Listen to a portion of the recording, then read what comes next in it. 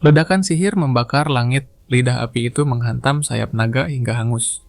Naga ungu itu meraung kesakitan. Dari garis belakang sebuah perintah menggema basa aktifkan buff kecepatan sekarang juga. Basa Shaman, rank A, andalan Golden Time langsung merapal mantra Ladish juga diperintah untuk membanjiri musuh dengan sihir api tanpa henti. Ladish adalah penyihir rank E yang mematikan.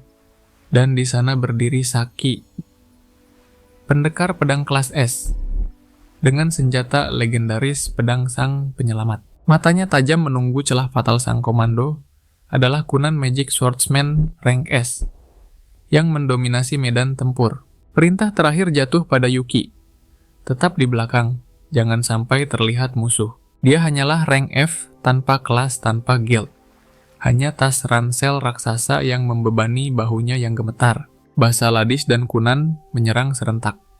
Hujan serangan terus menggempur sampai Saki melihat celah emas. Skill pamungkas diaktifkan. Luminous Slash. Dalam sekejap mata, tubuh naga itu ditebas cahaya menyilaukan di berbagai titik fatal. Raungan terakhir mengguncang tanah sebelum raksasa itu ambruk. Yuki hanya bisa ternganga melihat kehebatan para ranker rank S. Benar-benar level yang berbeda. Mereka menghabisi naga sekuat itu seperti membalikan telapak tangan. Sudah puluhan tahun sejak bencana dungeon muncul bersama para petualang yang menantangnya.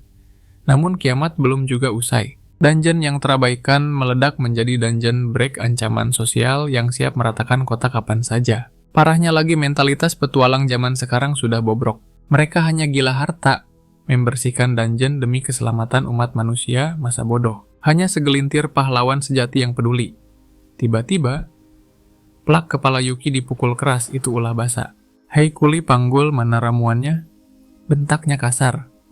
Yuki panik, tangannya gemetar mengaduk isi tas. Lotis mendengus jijik. Lihat bocah ini. Kami bertaruh nyawa di depan dia malah bengong seperti orang bodoh. Basa menimpali. Mentang-mentang kenal. Saki, kau pikir kau layak di sini? Dasar kerocok tak berguna. Tatapan mereka penuh penghinaan. Mana nol? Lambat. Di mata mereka Yuki hanyalah sampah yang menjadi beban tim. Cukup. Suara berat Kunan memotong ejekan mereka. Kalian lupa kita ada di mana? Ini dungeon yang diperkirakan rank S. Ini bukan tempat untuk drama murahan nyali. Mereka langsung ciut. Kunan lalu menatap tajam ke arah Yuki. Lakukan tugasmu dengan becus, kau masih anggota party ini. Yuki menunduk dalam siap kapten. Mereka bergerak makin dalam ke perut bumi. Kata-kata Kunan menampar kesadaran Yuki. Dia memang terlalu ceroboh. Dia terlalu sibuk menjadi penonton terpesona melihat aksi para dewa pertarungan itu. Ingin rasanya dia bilang dia belajar banyak, tapi jurang kekuatan di antara mereka terlalu lebar. Dia bahkan tak punya kelas. Mimpinya menjadi petualang terasa makin jauh. Dia merasa gagal bahkan untuk sekadar tetap waspada. Saki menyadari kegelisahannya. Jangan lengah Yuki. 1 detik kau melamun nyawamu bisa melayang. Aku tak mau kehilangan keluarga lagi. Bisiknya dingin. Jantung Yuki berdegup kencang. Dia pun merasakan ketakutan yang sama. 2 tahun lalu, layar TV menampilkan neraka dunia. Distrik tempat tinggal mereka hancur lebur di lahap dungeon break. Tim penyelamat tak berdaya. Harapan hidup nihil. Bencana dungeon telah menjadi mimpi buruk yang tak terhentikan. Dia dan Saki tumbuh bersama di panti asuhan. Demi mengejar mimpi menjadi hunter, mereka meninggalkan rumah itu. Tapi saat mereka kembali, rumah itu lenyap. Teman pengasuh semua keluarga mereka terbantai habis tak bersisa. Tragedi itu membakar jiwanya. Dia bersumpah akan mencegah bencana biadab itu terulang kembali. Namun dia tak sadar. Sepasang mata mengintainya dari kegelapan. Dia adalah kepingan terakhir dari sebuah rencana jahat. Hawa dingin menusuk tengkuknya. Tiba-tiba, lingkaran sihir menyala, terang tepat di bawah kaki mereka. Jebakan teleportasi, semua bersiap. Teriak Kunan memecah kepanikan. Sang dalang tersenyum licik menunggu kedatangan Yuki. Mereka mendarat dengan selamat, tapi atmosfernya mencekik leher. Sial, mereka langsung dikirim ke ruang bos. Bentuk formasi lingkaran, amankan sekeliling. Kunan berteriak sigap. Yuki, siapkan item return sekarang. Tapi insting Saki menjerit bahaya, ada yang salah. Genangan darah di lantai mulai mendidih. Sosok mengerikan perlahan bangkit. Seorang pria dengan seragam pelayan. Aura ini, Raja Iblis gelar keramat yang hanya disandang oleh bos dungeon rank S, makhluk paling filda dan mematikan. Tapi pria itu tampak tenang seolah terhina disebut iblis. Saki langsung menerjang. Kunan menciptakan tombak es raksasa. Hujan kematian siap dijatuhkan saat Saki menutup jarak. Di jarak fatal, Luminous Slash dilepaskan, tapi pria itu menahannya dengan tangan kosong. Anak muda zaman sekarang sungguh tidak sopan. Kalian benar-benar tidak tahu diri. Tiba-tiba bayangan mengerikan bermunculan Maid Elf. Biskin, pasukan elit telah mengepung mereka. Bam! Kunan terpental dihantam sihir dahsyat. Wanita elf itu tersenyum dingin menganggap mereka hanyalah sampah pengganggu yang tak berguna. Belum sempat berkedip, monster itu sudah ada di depan Mbak. Bug. Satu tendangan brutal, melemparnya seperti boneka rusak. Lotis mematung ketakutan. Namun terlambat aura mematikan muncul di belakangnya. Seorang penyihir misterius sudah berdiri di sana. Lingkaran sihir raksasa menyala di lantai, sebuah suara tenang namun penuh wibawa menggema. Hentikan permainan konyol ini sekarang juga. Sang Raja Iblis akhirnya menampakkan diri. Kehadirannya begitu agung, tekanan energinya membuat udara terasa berat dan mencekik leher. Yuki gemetar hebat melihat sosok itu. Raja Iblis melepaskan aura pembunuh yang mengerikan dan menatap tajam tepat ke dalam jiwanya. Seketika seluruh pasukannya berlutut. Mereka menunduk dalam kepatuhan mutlak di hadapan sang penguasa tertinggi. Sial, kita akan mati, tim. Batin Kunan panik. Matanya liar mencari celah sekecil apapun untuk lolos dari lubang maut ini. Suasana makin mencekam, kematian sudah di depan mata. Namun Yuki mengepalkan tangan.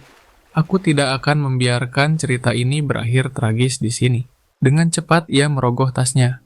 Ini satu-satunya cara ia menarik sebuah item keramat dan menekan tombol pemicunya. Lingkaran teleportasi bersinar terang. Hitungan mundur dimulai. 5, bukannya lari. Yuki justru melangkah maju menantang bahaya. Ia sengaja memancing perhatian Raja Iblis. Lawanmu adalah aku. Sang Raja Iblis tersenyum tipis merasa terhibur dengan keberanian konyol itu. Lotis panik setengah mati. Yuki, jangan gila. Jika engkau maju lagi, kau akan keluar dari jangkauan teleportasi. Saki nekat berlari ingin menyelamatkan Yuki, tapi Kunan menahannya kuat-kuat dan mundur. Ia paham rencana gila Yuki.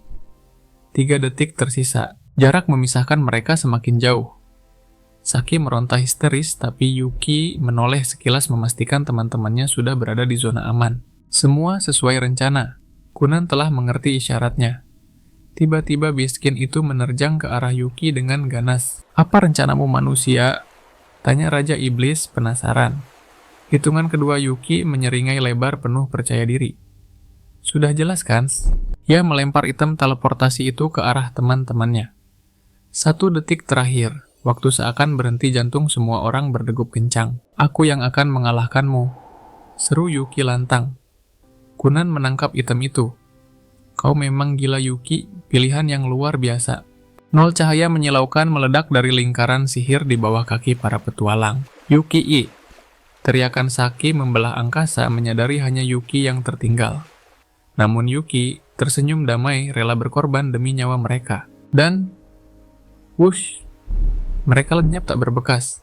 Raja Iblis bertanya dingin, inikah caramu mengalahkanku dengan menyerahkan nyawamu? Dengan dagu terangkat Yuki menjawab, ya aku menyelamatkan para petualang rank S. Aset masa depan umat manusia tidak sepertiku. Mereka pasti akan kembali dan menaklukkan tempat ini. Namun hati kecilnya perih membayangkan air mata Saki yang ia tinggalkan. Raja Iblis tertawa. Takjub. Kau buang nyawamu demi masa depan manusia. Kegilaan yang sungguh spektakuler. Bagaimana kalau kita buat kesepakatan? Tawar sang raja tiba-tiba. Yuki terbelalak kaget. Apa maksudmu? Bergabunglah denganku, titah sang raja. Bantu kami menaklukkan dungeon lain. Yuki ternganga, tak percaya. Apa dia salah dengar? Monster membersihkan dungeon lain. Itu paradoks yang gila. Untuk apa kalian melakukan hal mustahil itu? Bangsa kami terancam punah karena keserakahan manusia. Jelas Raja Iblis. Yuki membalas sengit. Manusia juga hidup dalam ketakutan karena kalian. Jika manusia berhenti menjajah rumah kami, sanggah Raja Iblis tajam. Kami tak punya alasan untuk keluar dan menyerang kalian. Kami hanya ingin hidup tenang tanpa gangguan mengerti. Dungeon ini adalah wilayah rank S sejak awal, zona kematian mutlak bagi siapa saja yang berani masuk. Untuk melindungi rakyatku dari pembantaian lebih lanjut, aku harus memperkuat pertahanan tempat ini menjadi benteng tak tertembus. Caranya adalah dengan menyerap kekuatan bos dungeon lain. Aku takkan biarkan tragedi menimpa bawahanku untuk kedua kalinya. Kata tragedi itu menusuk hati Yuki. Ia terdiam merasakan kesedihan dalam suara sang raja. Ternyata Raja Iblis ini sama sepertinya seorang pemimpin yang ingin melindungi keluarganya meski harus mengorbankan dungeon lain. Sang raja mengakui semuanya tanpa ragu. Bahkan aku bersedia bekerja sama dengan manusia jika itu satu-satunya jalan. Semua demi rakyatnya. Yuki sangat paham perasaan itu. Rela melakukan apapun demi keluarga bahkan jika harus mati. Yuki menatap tajam, bisakah kau bersumpah? Setelah kau kuat, kau hanya akan mengusir manusia bukan membantai mereka. Kami para monster terikat pada dungeon ini, jawab Raja Iblis dengan nada pasti. Jika kami menjadi tak terkalahkan, manusia akan menyerah dan berhenti datang kemari. Yuki mulai goyah mendengar logika itu. Bisakah iblis ini dipercaya? Tolak tawaran ini, bisik Raja. Iblis dingin dan kau mati sia-sia bersama ribuan manusia lainnya. Yuki tahu suatu hari nanti Kunan dan yang lain pasti kembali untuk menantang maut di sini demi membalaskan dendamnya. Tapi jika siklus kebencian ini tak dihentikan sekarang, darah akan terus tumpah. Tragedi baru sedang menanti di depan mata. Setelah berpikir panjang, keputusannya bulat. Dia akan membantu Raja Iblis. Tiba-tiba tangan sang raja mencengkeramnya tanpa peringatan. Yuki menegaskan dengan lantang, ini bukan demi sang Raja Iblis. Ini semua demi umat manusia. Tekad baja itu membuat sang Raja Iblis menyeringai puas. Mulai detik ini Yuki resmi menjadi kolaborator mereka. Yuki sempat ragu apa orang sepertinya pantas, dia bahkan tak punya kelas. Tapi justru itulah kuncinya. Monster tamer takdir bagi para pengangguran. Mereka menatapnya lapar mencemooh bahwa sampah tak berguna sepertinya memang hanya cocok jadi mainan monster. Namun Yuki takkan membiarkan mereka bertindak sesuka hati. Dialah yang akan menjinakkan mereka. Raja Iblis menjelaskan untuk menembus dungeon lain mereka butuh panggilan summon. Demi mewujudkannya mereka butuh kolaborator seorang monster tamer sejati. Syarat mutlaknya kolom pekerjaan yang kosong. Syarat kedua, kontrak mengikat dengan monster itu hukum wajib. Ada 3 jalan menuju kontrak. Pertama, bertarung dan menaklukkan. Kedua, memahami dan berkomunikasi. Yuki bertanya tentang opsi ketiga. Dengan dingin Raja Iblis menjawab, paksaan. Ledakan energi menghantam tubuhnya membuat Yuki menjerit kesakitan, sakit bodoh. Apa yang kau lakukan? Protesnya keras. Dia terperanjat saat layar status muncul. Lewat sana Raja Iblis kini bisa melihat apapun yang Yuki lihat. Seketika Yuki sadar privasinya tamat. Segala tindakannya kini telanjang di mata sang raja. Raja Iblis sudah mengantisipasi pengkhianatan. Yuki tak bisa minta tolong, dia harus berjuang sendirian di jalan sunyi ini. Jentikan jari Raja Iblis memunculkan lingkaran sihir di bawah kaki mereka. Persiapan penaklukan telah usai. Waktunya kembali ke permukaan. Yuki panik. Tunggu, aku belum siap. Tapi perintahnya mutlak masuk ke dungeon mana saja. Pada waktu yang tepat, dia harus memanggil sang raja. Masalahnya Yuki buta soal kapan waktu yang tepat itu. Belum sempat protes, tubuhnya terlempar dimensi dan mendarat tepat di gerbang dungeon yang ramai petualang. Saki mematung, air matanya terhenti seketika. Yuki hanya bisa melambai kaku, "Yo." Gadis itu menerjang dan memeluknya erat, tangisnya pecah makin menjadi-jadi. Di dekatnya Basa menatap Kunan, meminta jawaban tapi Kunan cuma bisa geleng kepala. Dia juga tak paham apa yang terjadi. Keesokan harinya Yuki nekat ke kantor administrasi, minta izin solo dungeon. Siapa sangka dia langsung dihadang tembok birokrasi. Staf wanita itu menjelaskan realitanya. Aktivitas dungeon belakangan ini bukan lagi soal menaklukkan lantai. Mayoritas petualang cuma cari duit. Yuki tahu kecuali rank S tak ada yang peduli soal penyelesaian misi. Itulah sebabnya wabah dungeon makin parah, fakta yang mati-matian ditutupi pihak guild. Demi mencegah kekacauan, aturan keamanan super ketat kini diberlakukan di semua dungeon yang ditemukan. Wanita itu menyodorkan infografis data yang rumit di hadapannya. Dia menambahkan, selain progres penaklukan rating kontribusi, hanya bisa naik lewat kepercayaan guild. Jika dia tak tergabung dalam parti resmi yang terverifikasi, kontribusinya dianggap nol besar. Guild mengharamkan aksi solo nekat tanpa tim. Yuki akhirnya mengerti posisi sulit mereka. Logikanya penakluk sejati takkan pergi sendiri. Solo diver biasanya cuma orang putus asa yang mengincar jackpot keberuntungan. Yuki berkilah dia cuma minta dungeon rank F. Tujuannya sederhana, leveling. Wanita itu mengangguk paham. Dia memberikan akses ke dungeon rank F Labirin Keheningan. Laporan monster di sana minim surga bagi pemula. Gerbang dibuka dan staf mempersilakannya masuk. Tekan tombol darurat ini jika nyawamu terancam, pesannya tegas. Yuki teringat soal keamanan ketat, tapi ini terasa longgar. Masuk akal sih, ini kan dungeon terbuang. Tiba-tiba suara berat bertanya, "Apa itu dungeon terbuang?" Yuki nyaris lompat kaget. Suara itu bergema langsung di otaknya. Dia panik. "Ini skillmu." Sang Raja Iblis menjawab santai. "Bukan ini skillmu. Komunikasi dengan monster adalah skill dasar Tamer." Yuki bengong, ini pertama kalinya dia pakai skill pasif yang praktis tapi rasanya merinding abis. Sambil menuruni tangga gelap, Yuki menjelaskan. Dungeon terbuang itu miskin perawatan. Jumlah dungeon terlalu banyak untuk diurus semua. Kalau dungeonnya kayak sumber daya petualang, pasti berebut datang dan pengamanan diperketat demi cuan. Raja Iblis menyimpulkan dengan dingin. Singkatnya, tempat yang ditinggalkan manusia. Dia menduga para monster di dalam sana pasti sedang berkembang biak dengan damai. Yuki menyadari satu hal mengerikan, jika populasi monster meledak dungeon ini akan runtuh. Tapi anehnya tempat ini terlalu sunyi. Tiba-tiba tanah berguncang hebat. Sebuah teriakan memecah kesunyian, menyuruhnya lari sekarang juga. Dua petualang melesat melewatinya dengan wajah pucat pasi. Di belakang mereka seekor slime raksasa sedang mengamuk. Sang Raja Iblis langsung paham situasinya. Manusia yang masuk terlalu sedikit membuat monster-monster ini saling memangsa. Kanibalisme monster. Itulah sebabnya jumlah mereka sedikit, tapi satu yang tersisa ini telah berevolusi menjadi bencana. Yuki memandu mereka ke gang sempit, tapi monster itu terlalu cepat. Aura keputusasaan mulai menyelimuti sang wanita. Stamina habis, kakinya tersandung, dan dalam sekejap tubuhnya dilahap masuk ke dalam tubuh lendir mematikan itu. Yuki bertanya pada Raja Iblis Liber, bisakah dia menyelamatkannya? Tapi jawaban sang Raja Iblis sungguh menohok mustahil. Ledakan energi dari pemanggilan Liber justru akan menghancurkan wanita itu berkeping-keping bersama si monster. Itu bukan opsi. Wanita itu mulai tenggelam dalam asam. Yuki tidak punya pilihan lain. Dia melakukan hal gila dengan melompat masuk ke dalam slime. Sang Raja Iblis tertawa puas.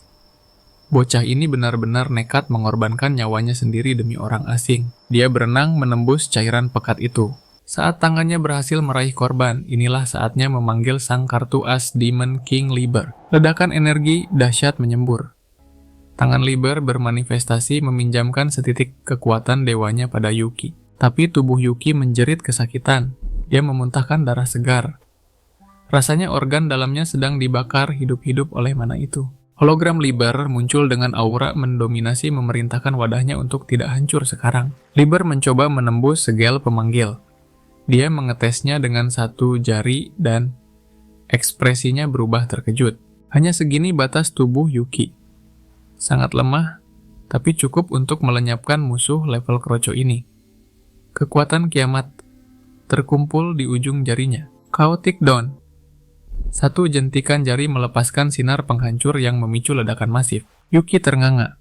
Ini bukan sihir biasa. Ini adalah definisi dari bencana alam yang sesungguhnya. Segala sesuatu di depan mereka musnah tanpa sisa. Wanita itu gemetar hebat, menyaksikan kekuatan yang melampaui akal sehat. Si pria panik melihat kondisi Yuki. Darah mengucur deras dari mata dan mulutnya. Nyawanya di ujung tanduk. Yuki baru sadar tubuhnya sendiri telah hancur lebur akibat menampung kekuatan dewa itu. Pandangannya menggelap dan dia ambruk mencium tanah.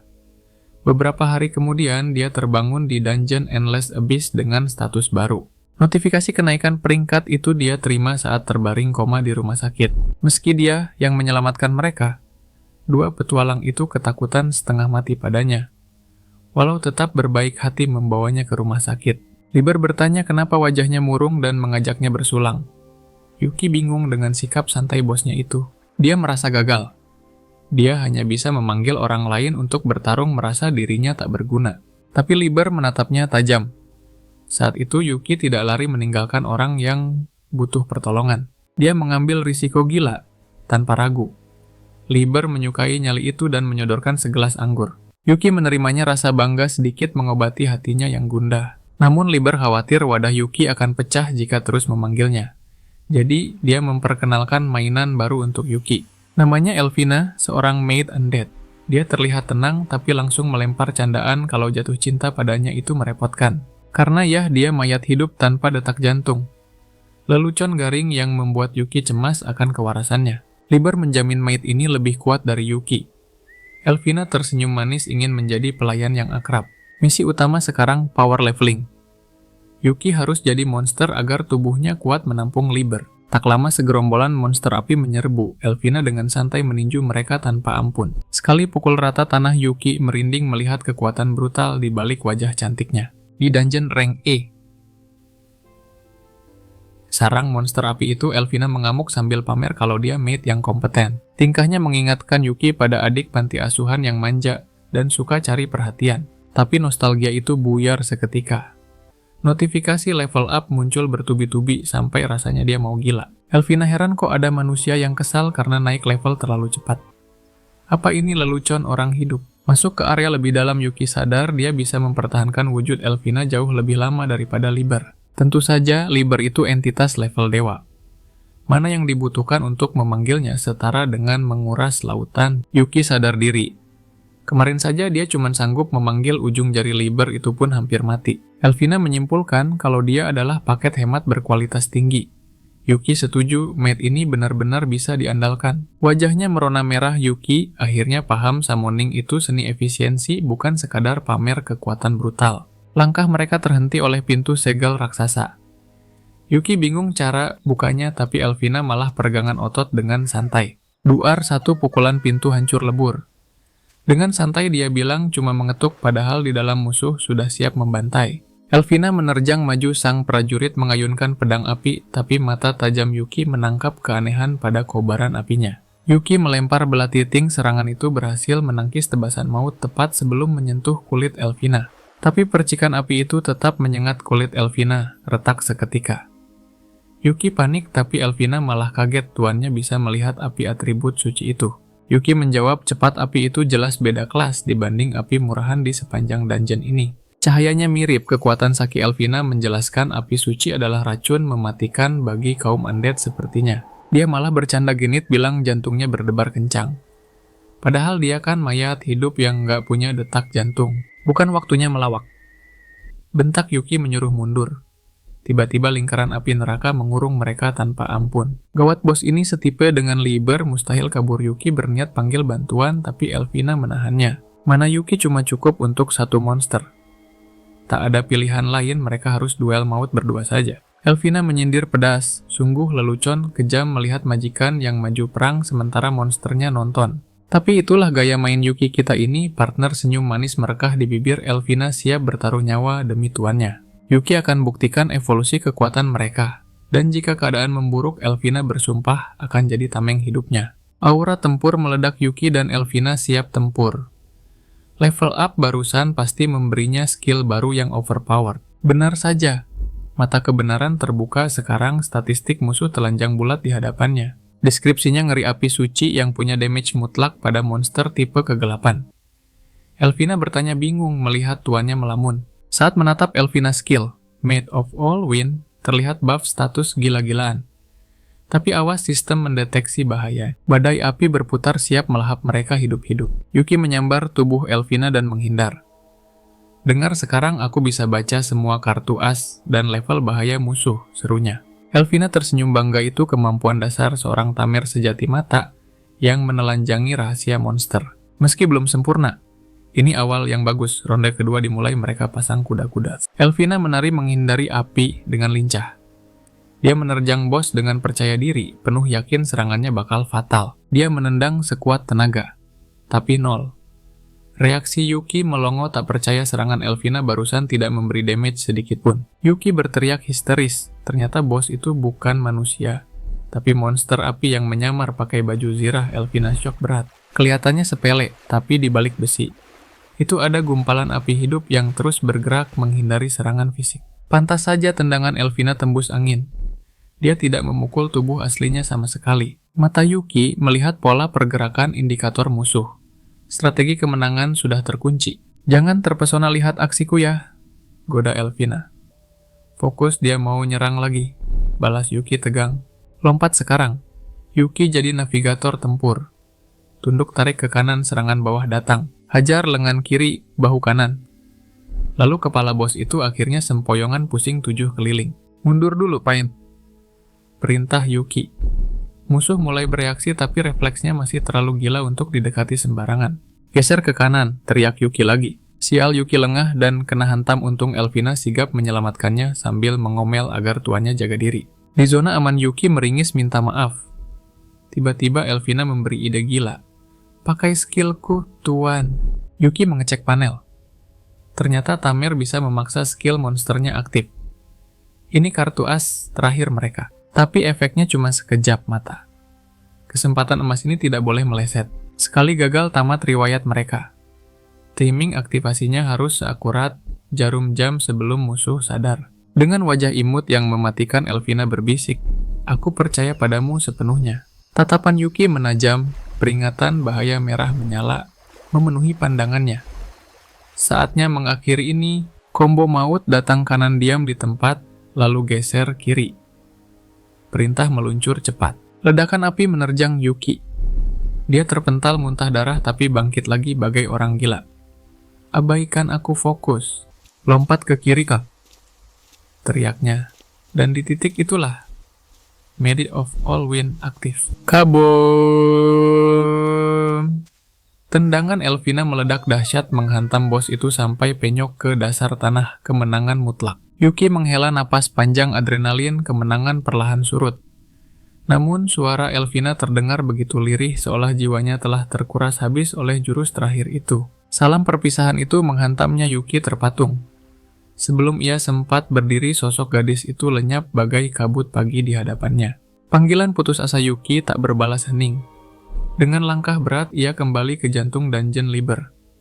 Sang Raja Iblis tampak lega melihatnya masih bernapas. "Di mana Elvina?" tanyanya mendesak. Ia harus bicara padanya. Ia takkan membiarkan gadis itu tertinggal di petualangan gila berikutnya. Liber menuntunnya menembus kegelapan. Jika Yuki terlambat, sedetik saja wajah itu takkan pernah bisa ia lihat lagi untuk selamanya. Darah Yuki membeku. Di sana di dalam peti mati yang dingin, Elvina terbaring kaku. Dengan suara bergetar ia menuntut penjelasan. "Ini cara kami berduka," jawab Liber dingin, tatapannya datar. "Apa berbeda dengan ritual kalian para manusia?" Telinga Yuki menolak percaya, namun Liber mengungkap kenyataan pahit itu. Elvina sejatinya adalah pelayan dari ras mayat hidup.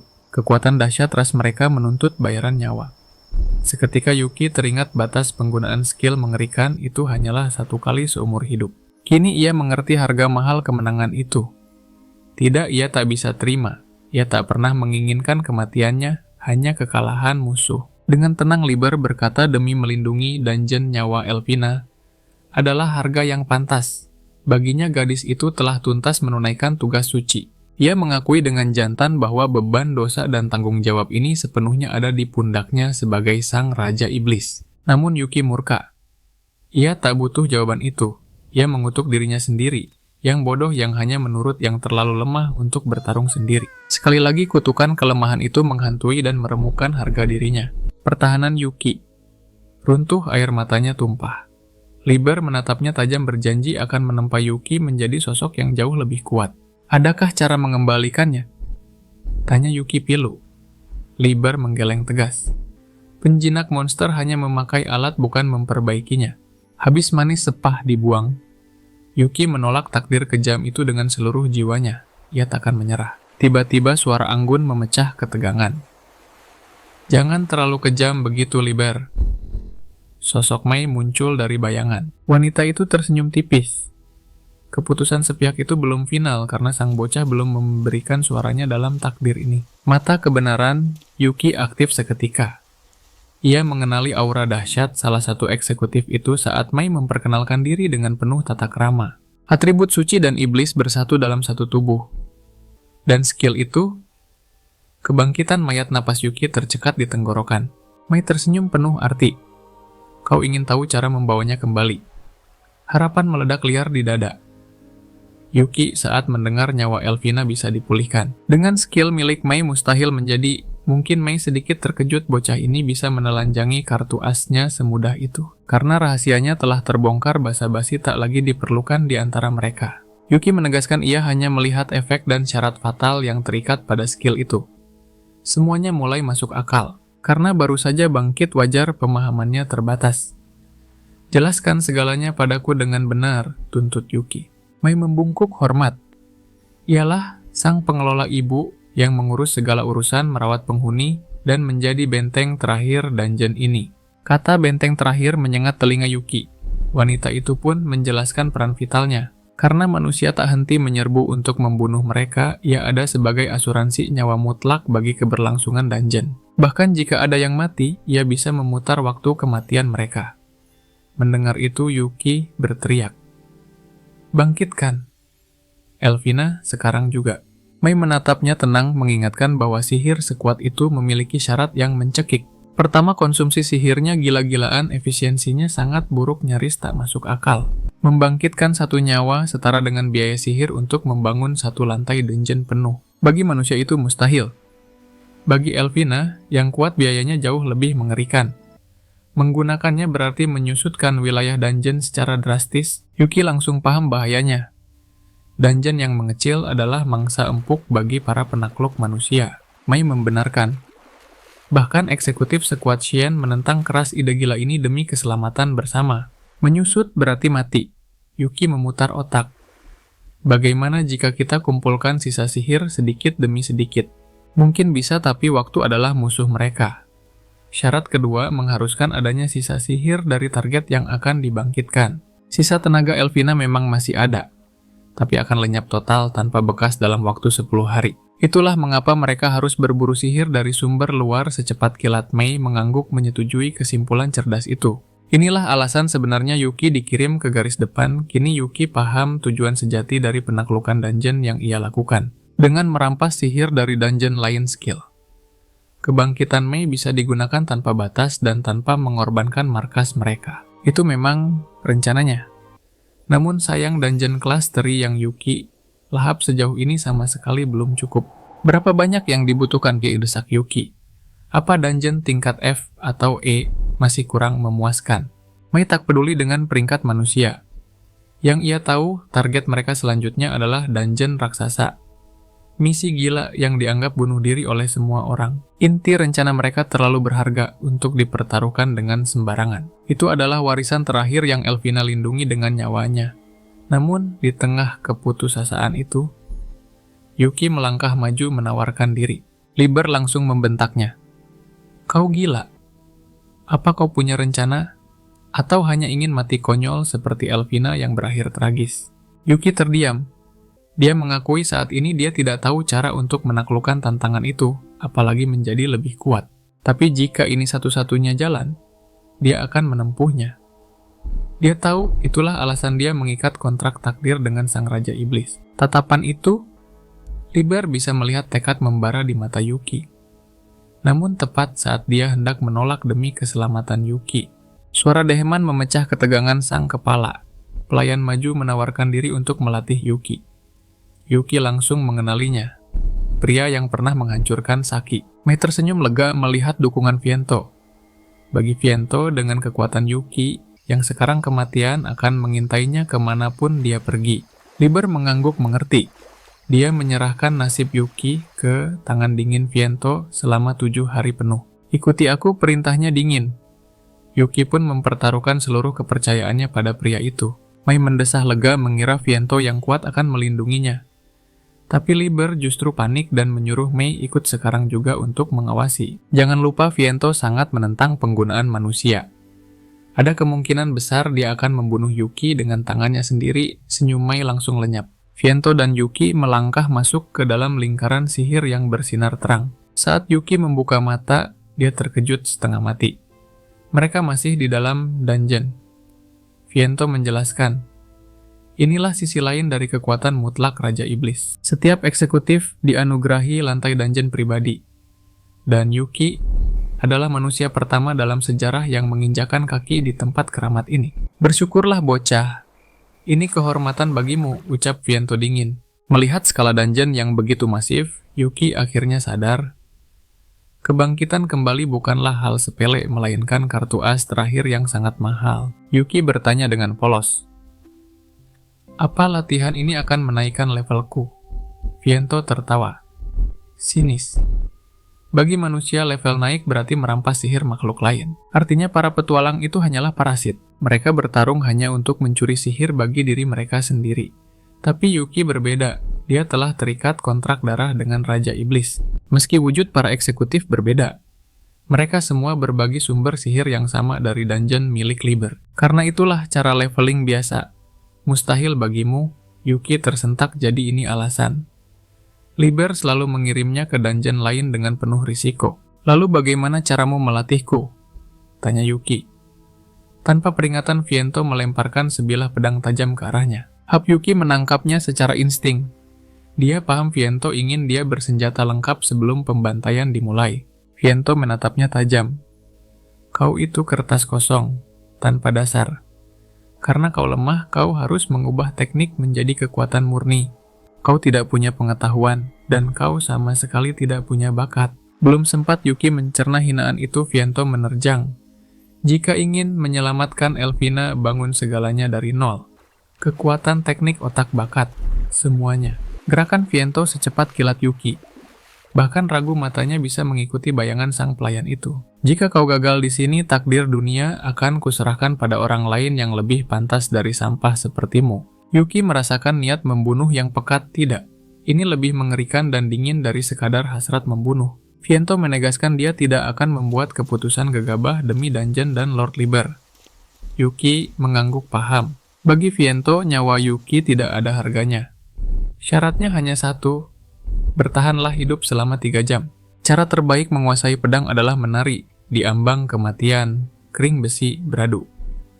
Yuki bersumpah akan melewati neraka ini demi membangkitkannya kembali. Mata iblis kebenaran aktif, terbaca jelas.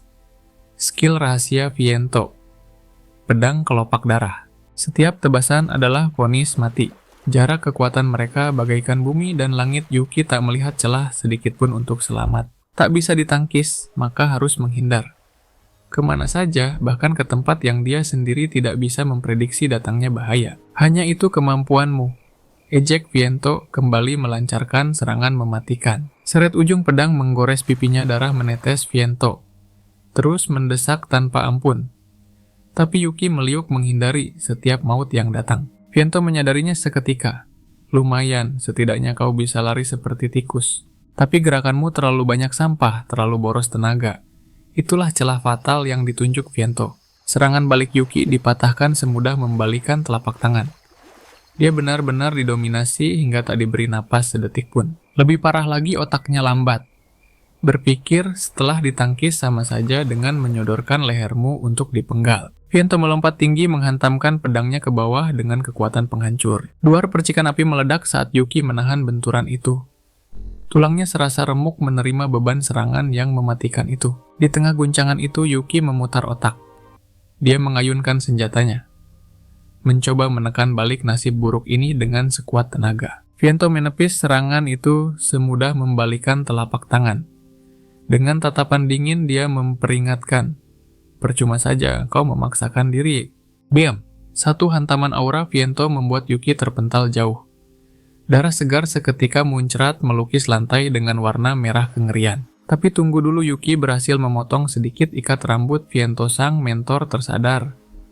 Gerakan bocah ini sudah berevolusi. Yuki menyeringai, dia bisa melihat semuanya. Jalur pedang Viento, cara dia mengayun, dan celah pertahanan terbaik. Ini bukan lagi soal status angka semata. Dengan mata spesialnya itu, Yuki bisa membedah anatomi pergerakan monster manapun. Viento cukup terkesan karena Yuki tidak menyerang secara buta. Tapi maaf saja, itu belum cukup. Perbedaan fisik mereka bagaikan langit dan bumi. Teknik pedang mereka beda level. Dan yang paling fatal, jurang pengalaman mereka terlalu lebar. Yuki sadar dia sedang menatap maut. Tangan dan kakinya sudah hancur lebur. Alarm bahaya memenuhi pandangannya. Padahal Viento bahkan belum menggunakan setetes pun mananya. Ini murni keahlian berpedang level dewa. Namun api harapan di mata Yuki belum padam. Dia masih yakin bisa mengejarnya. Viento takjub melihat semangat baja yang tak kunjung patah itu. Apakah ini keberanian sejati atau cuma kenekatan orang bodoh? Baiklah, mari kita uji. Viento akhirnya melepaskan aura mengerikan yang membuat udara bergetar. Seketika indikator bahaya meledak memenuhi visi. Yuki gelap gulita.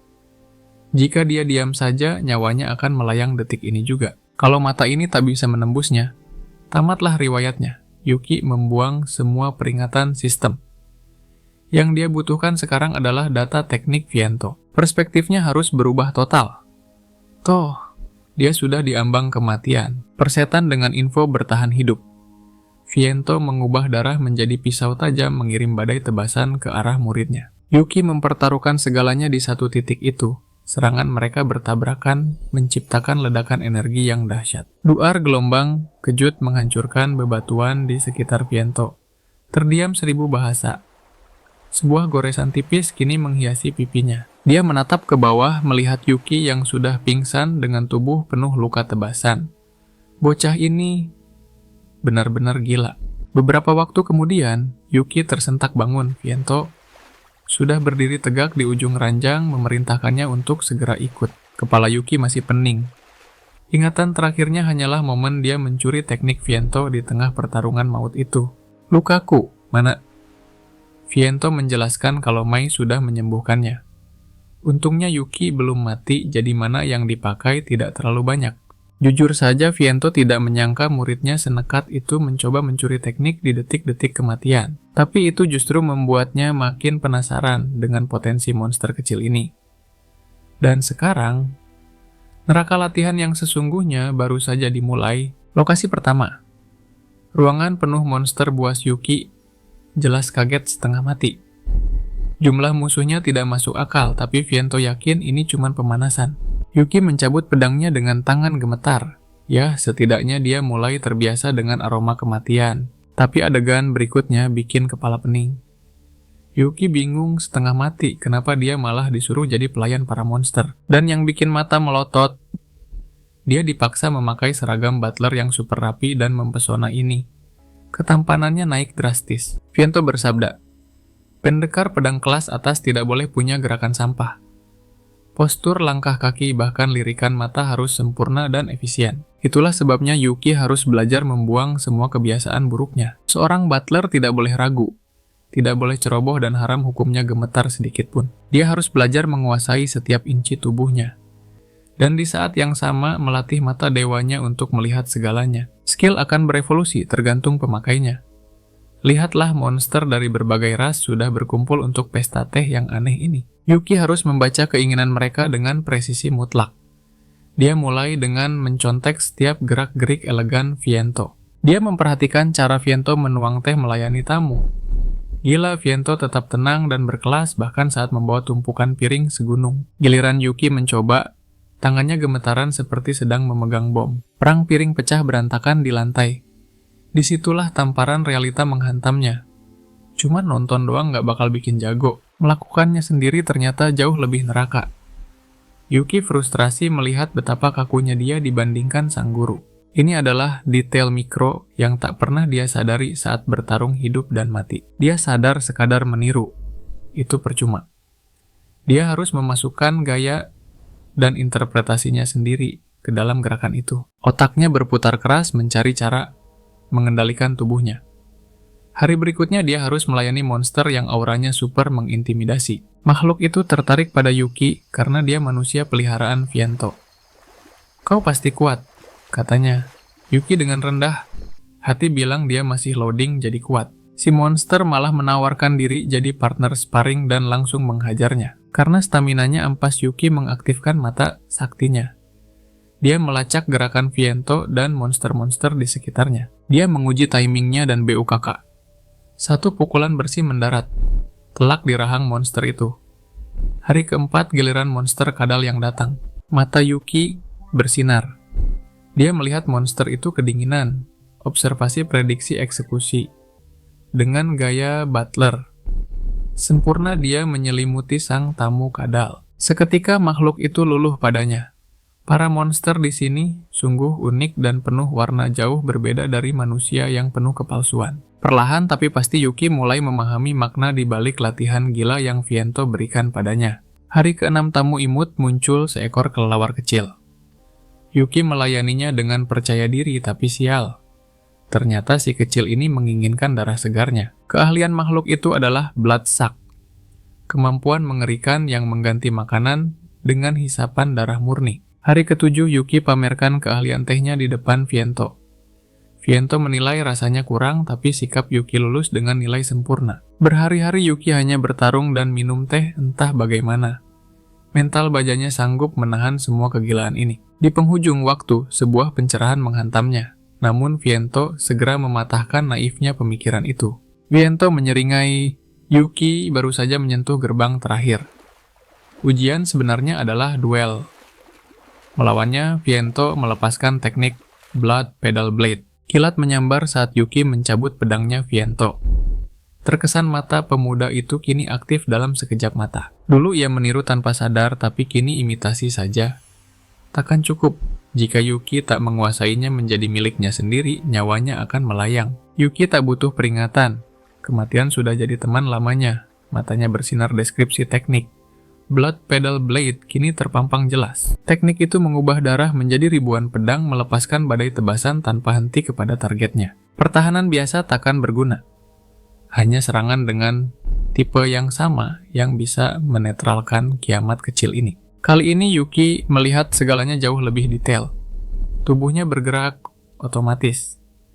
Ia mengaktifkan Blood Pedal Blade yang sama dan dua kekuatan dahsyat pun beradu. Tapi bencana terjadi. Pedang Yuki hancur berkeping-keping. Sebuah tebasan fatal merobek perutnya, darah segar muncrat deras. Viento menatap, kecewa. Apakah potensi Yuki hanya sampai di sini? Apakah ia gagal di langkah terakhir? Darah menggenang di lantai dingin. Penyesalan menusuk hati Yuki. Ia belum menyelamatkan Alvina. Dengan sisa tenaga, ia peringatkan Viento untuk tidak meremehkannya. Atau mereka akan mendapat masalah besar.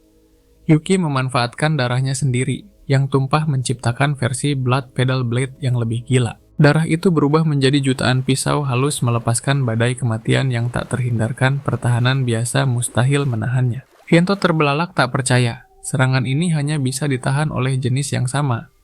Tapi Yuki baru saja menciptakan ulang teknik itu. Yuki menolak menyerah, hanya karena satu kegagalan. Ia memilih menang dengan kuantitas mutlak menghujani Viento dengan pedang darah tanpa ampun. Yuki melesat memberikan serangan terakhir, Viento menangkisnya, namun hatinya bergetar mengakui kehebatan muridnya. Yuki bertanya dengan napas memburu. Viento tersenyum mengatakan tubuh Yuki belum siap untuk rentetan serangan secepat itu. Seketika tubuh Yuki ambruk. Batasnya telah terlampaui, Viento menangkapnya sebelum menyentuh tanah. Tanpa sadar ponsel Yuki terjatuh dari sakunya. Sambil memapah, muridnya Viento membisikkan bahwa masih banyak ilmu tingkat tinggi yang harus ia wariskan. Sebuah pesan masuk Saki membawa kabar gembira. Permintaan eksplorasi dungeon yang Yuki cari akhirnya ditemukan. Namun gadis itu cemas. Meski misi gabungan ini adalah dungeon rank B, dengan bos misterius yang belum teridentifikasi. Yuki melapor pada Liber bahwa ia akan masuk ke sarang bahaya itu.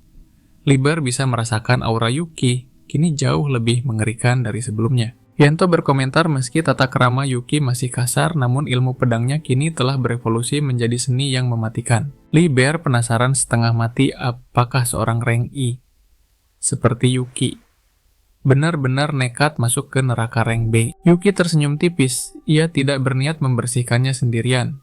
Ia hanya ikut sebagai asisten peneliti peran yang sama saat mereka pertama bertemu. Saat itulah mereka sadar di balik senyum itu. Yuki siap melahap dungeon tersebut jika kesempatan emas muncul. Mereka bertanya siapa partner kontraknya.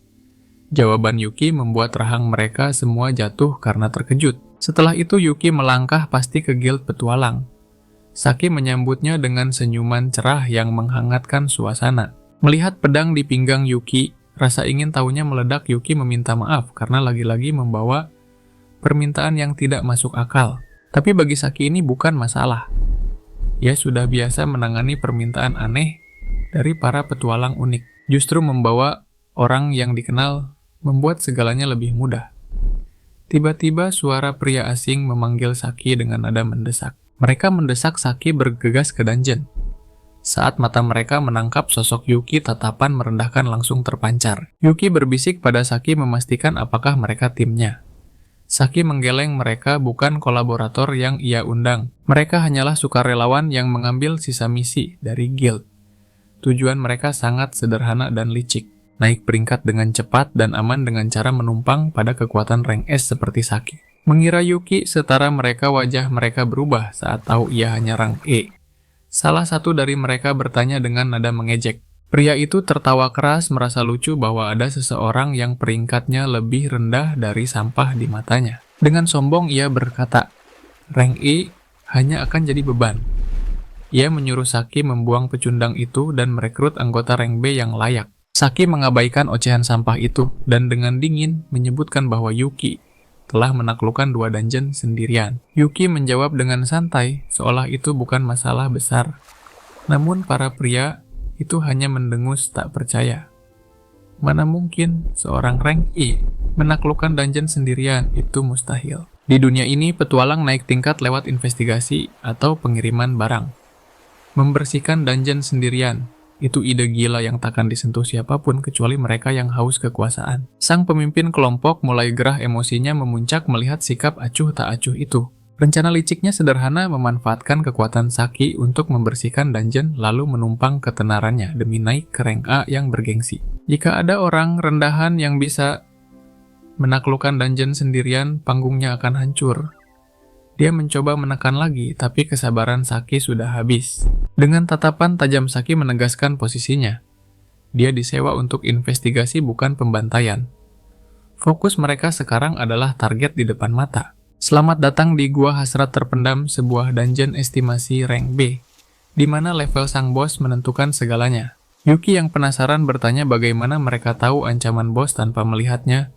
Saki tersenyum tipis, kuncinya ada pada kerumitan labirin ini. Semakin mengerikan sang bos, semakin luas dan mematikan lantai pertamanya. Bos yang kuat butuh singgasana yang dalam, jadi peringkat dungeon lahir dari luas lantai dasar dan jumlah lantai yang harus ditaklukkan. Menurut data intelijen, tempat ini hanyalah dungeon skala kecil dengan lorong-lorong sempit. Dengan 22 lantai ini diklasifikasikan sebagai rank B. Tapi anehnya tak peduli berapa banyak ruangan yang mereka geledah, sang bos tak kunjung menampakkan diri. Akhirnya beban investigasi jatuh ke pundak Saki, meski sang ratu pedang ini mengakui kalau pekerjaan detektif bukanlah keahliannya. Tiba-tiba tanah bergetar. Seekor monster cacing raksasa menyeruak keluar. Si pria berambut pirang panik menunjuk ke arah ancaman itu. Tapi pemimpin sombong itu berteriak lantang melarang siapapun ikut campur. Ini mangsaku, serunya penuh dominasi. Dengan satu ayunan kapak, dia membelah makhluk itu menjadi 2. Mengangkat bangkainya tinggi-tinggi, dia menyombongkan kemenangannya yang sempurna di hadapan Saki. Saki hanya bisa menghela napas, hatinya bergejolak. Membantai monster bukanlah tujuan misi investigasi ini, dasar orang pamer. Yuki diam-diam mengamati, menyadari bahwa menjadi rank S ternyata punya beban tersendiri, terutama harus mengurus orang-orang bodoh seperti ini. Gaido, si pria sombong itu, berbalik menghina Yuki dan menuntut si rank E untuk berguna sedikit. Tapi saat mulut besarnya terus berkicau, dinding di belakangnya runtuh seketika. Monster batu raksasa bangkit. Itu golem Saki dan Yuki bergerak dalam harmoni sempurna.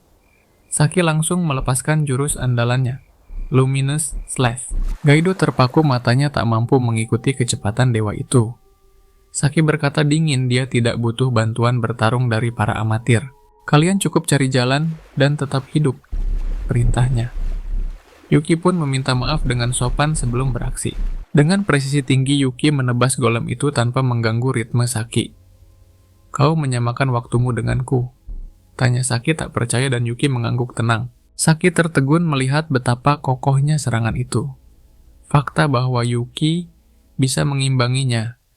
Meski baru belajar pedang adalah bakat yang mengerikan. Wajah Saki sedikit memerah. Jantungnya berdegup lebih kencang dari biasanya. Ini jauh melampaui ekspektasinya.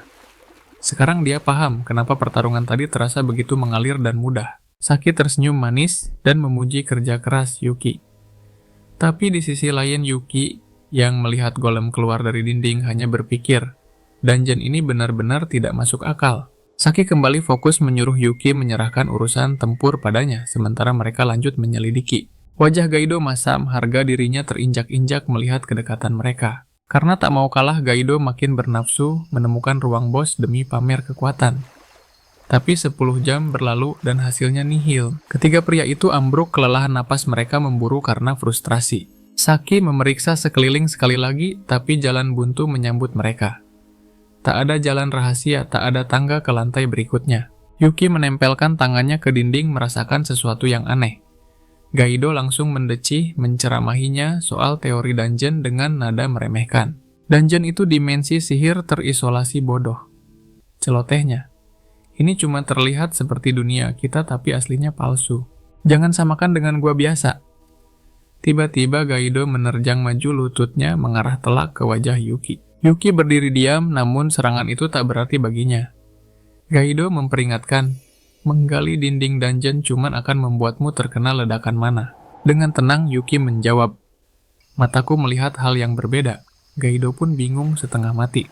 Menggunakan mata spesialnya Yuki mengungkap kebenaran mengerikan, seluruh gua ini terbuat dari materi yang sama dengan golem yang mereka lawan. Saki langsung paham, dia berteriak agar semua mundur lalu menebaskan luminous slash ke dinding gua. Dinding itu jebol membuka jalan baru. Saki memerintahkan masuk, tapi di sana golem raksasa sudah menunggu kedatangan mereka. Tekanan udara berubah drastis membuat Gaido gemetar ketakutan. Saki akhirnya menyadari fakta gila itu, mereka tidak berada di dalam dungeon biasa. Mereka selama ini berada di dalam perut golem yang menyamar menjadi dungeon Gaido. Berteriak histeris. Untuk apa dia melakukan itu?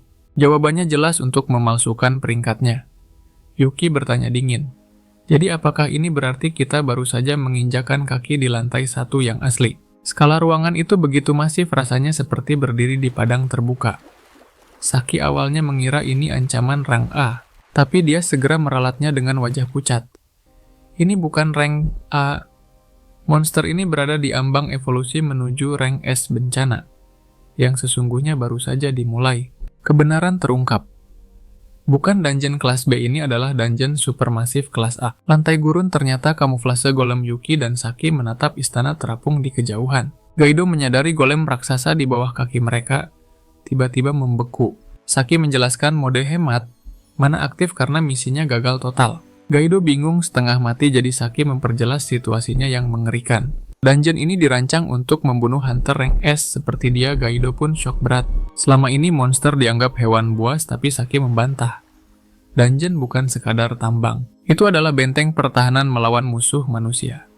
Yuki sudah tahu fakta kelam ini. Dia sadar monster punya akal, taktik licik, bahkan emosi layaknya manusia. Saki justru bersyukur. Mereka menemukannya sebelum berevolusi menjadi ancaman rank S. Dia harus menyerang. Sekarang investigasi selesai penaklukan dimulai detik ini juga. Saki memerintahkan yang lain mundur dan lapor ke guild selagi bisa. Untungnya gerbang dekat, tapi Yuki menolak pergi. Dia nekat ingin tinggal. Saki menatapnya tajam, memastikan tekad bocah itu. Yuki ragu apakah dia dibutuhkan, tapi Saki butuh pembawa pesan intel bos jika misi gagal. Dia pilihan terbaik. Saki mencengkeram kerahnya dan berjanji mereka akan pulang bersama. Yuki setuju. Dia tak akan biarkan ada lagi nyawa teman yang melayang. Saki langsung menggendongnya ala Tuan Putri. Luminous Formula. Aktif mereka melesat. Sekejap mata mereka hilang. Gaido menolak pulang, lalu kristal kuning misterius jatuh. Menuju istana terapung, Saki menjebol lantai demi rute tercepat. Mana makin pekat mencekik serasa di lapisan terdalam. Tiba-tiba suara bergema. Sosok itu kaget manusia bisa sampai sini. Kilatan merah kristal berakrobat di udara. Tubuh permata tajam itu mendarat. Inilah bos dungeon golem berlian Carrot. Ambisinya menjadi raja iblis paling cantik dan mempesona tanpa usaha. Saki sadar Carrot diam-diam menimbun mana demi kecantikannya itu. Dia memoles diri perlahan lalu mendadak menyerang Yuki dengan Carrot Critical Cutter. Mata iblis kebenaran aktif Yuki menghindari rentetan serangan maut itu. Carrot terkesan. Biasanya musuh langsung tewas oleh kecepatan cahayanya. Satu sentuhan berarti mati, tapi bagi Yuki gerakan itu lambat dibanding Viento. Pedang beradu Carrot mengejek usaha sia-sia tubuhnya jauh lebih keras dari golem biasa. Yuki tahu tugasnya bukan melukai, tapi menciptakan celah fatal. Saat itu juga Saki melepas Luminous Slash Carrot tersentak goresan tercipta. Saki menghantamnya ke dinding. Yuki merinding melihat kekuatan gila skill rank S. Carrot mengeluh sakit, tapi Saki curiga. Monster itu masih terlalu tenang. Pasti ada yang disembunyikan. Saki memperingatkan Yuki untuk waspada penuh. Saki membombardir serangan, tapi Carrot bicara dia sudah melihat kelemahan mereka. Kelemahan fatal. Carrot Creation kolosal aktif. Mana terkuras habis tapi tak terjadi apa-apa. Wajah Saki memucat. Golem di luar sana beregenerasi mengepung Gaido. Jalan keluar tertutup. Carrot mengancam dingin teman-teman mereka akan mati konyol. Saki sadar Carrot memanipulasi material golem itu. Situasi berubah kritis. Jika melawan Carrot teman-temannya tewas. Tapi dia tak bisa lengah sedikit pun. Yuki menyuruhnya pergi, tapi Carrot tak boleh lepas, jadi dia putuskan. Dia yang akan mengalahkannya. Saki percaya tersenyum dan berjanji akan merayakannya nanti. Carrot tertawa geli. Makhluk lemah yang tak bisa melukainya berani menantang. Baginya dia cuma tumbal. Tapi Yuki akan membuktikan sebaliknya. Ini bukan sekadar pengorbanan, ini adalah wujud kepercayaan mutlak. Saki Liber, bahkan Viento, keyakinan merekalah yang membuat kakinya tetap tegak berdiri di sini. Dan dia akan menjawab harapan itu dengan kekuatan penuh. Tubuh Carrot seketika membeku merasakan ledakan mana yang mengerikan dari pemuda itu. Mustahil, bagaimana bisa manusia biasa memiliki aura sebuah monster? Yuki bersumpah. Mulai detik ini dia tidak akan menahan diri lagi. Sang penjinak monster telah bangkit. Bersiaplah karena teknik pedang yang akan ia lepaskan berasal dari monster yang jauh lebih mengerikan darimu. Carrot terbelalak kaget saat pedang Yuki menembus pertahanannya. Ternyata seluruh trik busuknya sudah terbaca jelas di mata pemuda itu. Aliran mananya telah dikunci. Tanpa gerakan sia-sia, setiap serangan Yuki melesat dengan presisi mematikan. Carrot panik dan langsung mengganti strategi, mengaktifkan Carrot Cure Cut. Dengan formasi serangan yang sempurna, dia yakin 1000% Yuki takkan bisa menangkisnya. Dia berniat menggilingnya sampai jadi debu. Tapi Yuki justru menantang maut mempertaruhkan apakah jangkauan pedangnya bisa menyentuh sang lawan. Celah terlihat, meski Yuki tampak percaya diri. Carrot menebas secepat kilat, namun naas Yuki justru membalikan kekerasan tubuh lawannya menjadi senjata makan, Tuan. Serangan tak terduga. Duar kristal tubuhnya hancur berhamburan. Carrot shock berat. Ternyata Yuki sudah meretakkan pertahanannya sejak detik pertama. Inilah kekuatan mengerikan seorang monster Tamer.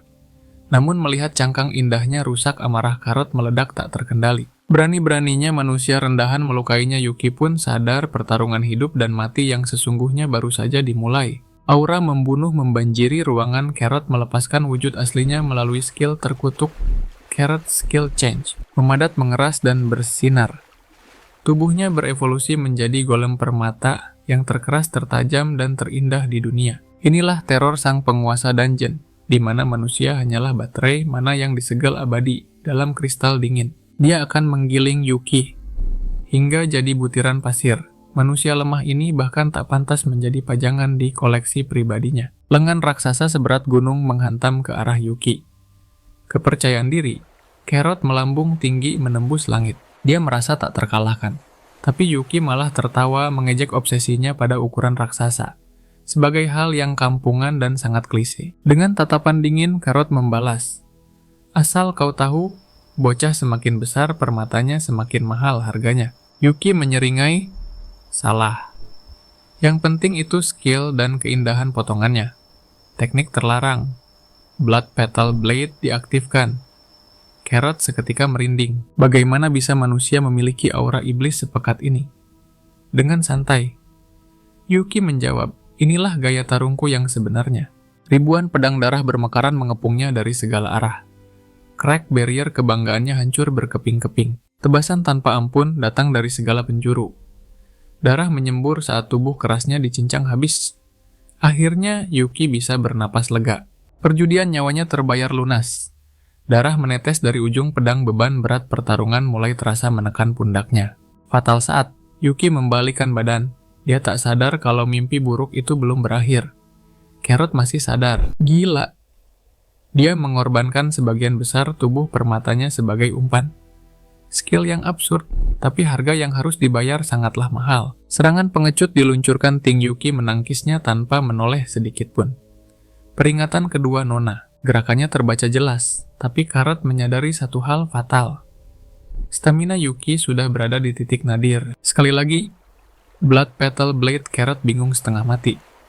Kenapa memaksakan diri saat tubuhnya sudah mau ambruk?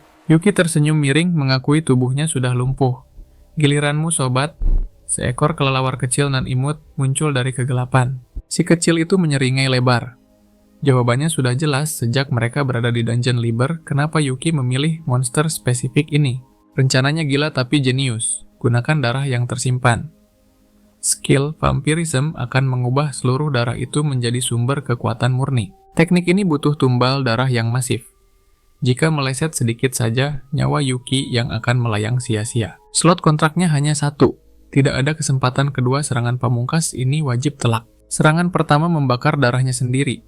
Viento panik setengah mati, tapi justru kondisi sekarat itulah kuncinya. Mengumpankan nyawa demi memancing musuh lengah.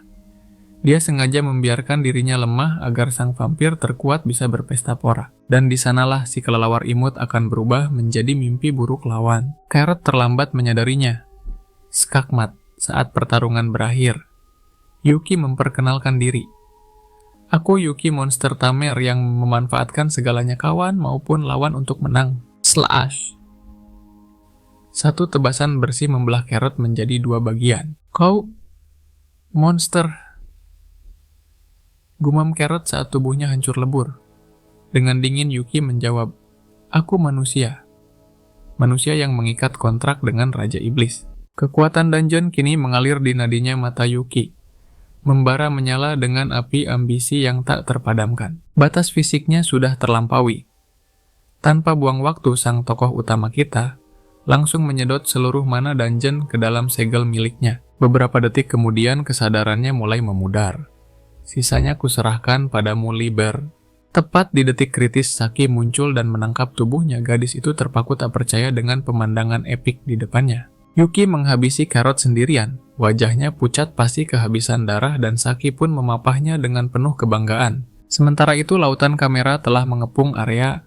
Dunia menahan napas menanti pengumuman dari pria misterius tentang dungeon tingkat A yang legendaris itu. Insiden ini bukan kejadian biasa. Para petinggi menuntut laporan langsung di hadapan publik yang haus akan kebenaran di balik layar. Kilatan Blitz meledak tanpa henti seperti badai cahaya. Tidak diragukan lagi, ini adalah headline yang akan mengguncang halaman depan esok pagi. Dan akhirnya nama sang pahlawan utama. Sosok yang menaklukkan neraka itu dipanggil ke atas panggung. Bahkan pejabat senior yang berhati dingin pun harus menunduk hormat. Penaklukan dungeon manipulasi ini adalah prestasi di luar nalar manusia, sebuah sejarah baru. Saki melangkah, maju, dan kerumunan langsung histeris. Pesona sang kilat putih menyilaukan mata semua orang sesuai dugaan. Hujan pertanyaan menyerang sang idola. Nona Saki, bagaimana dengan risiko keruntuhan?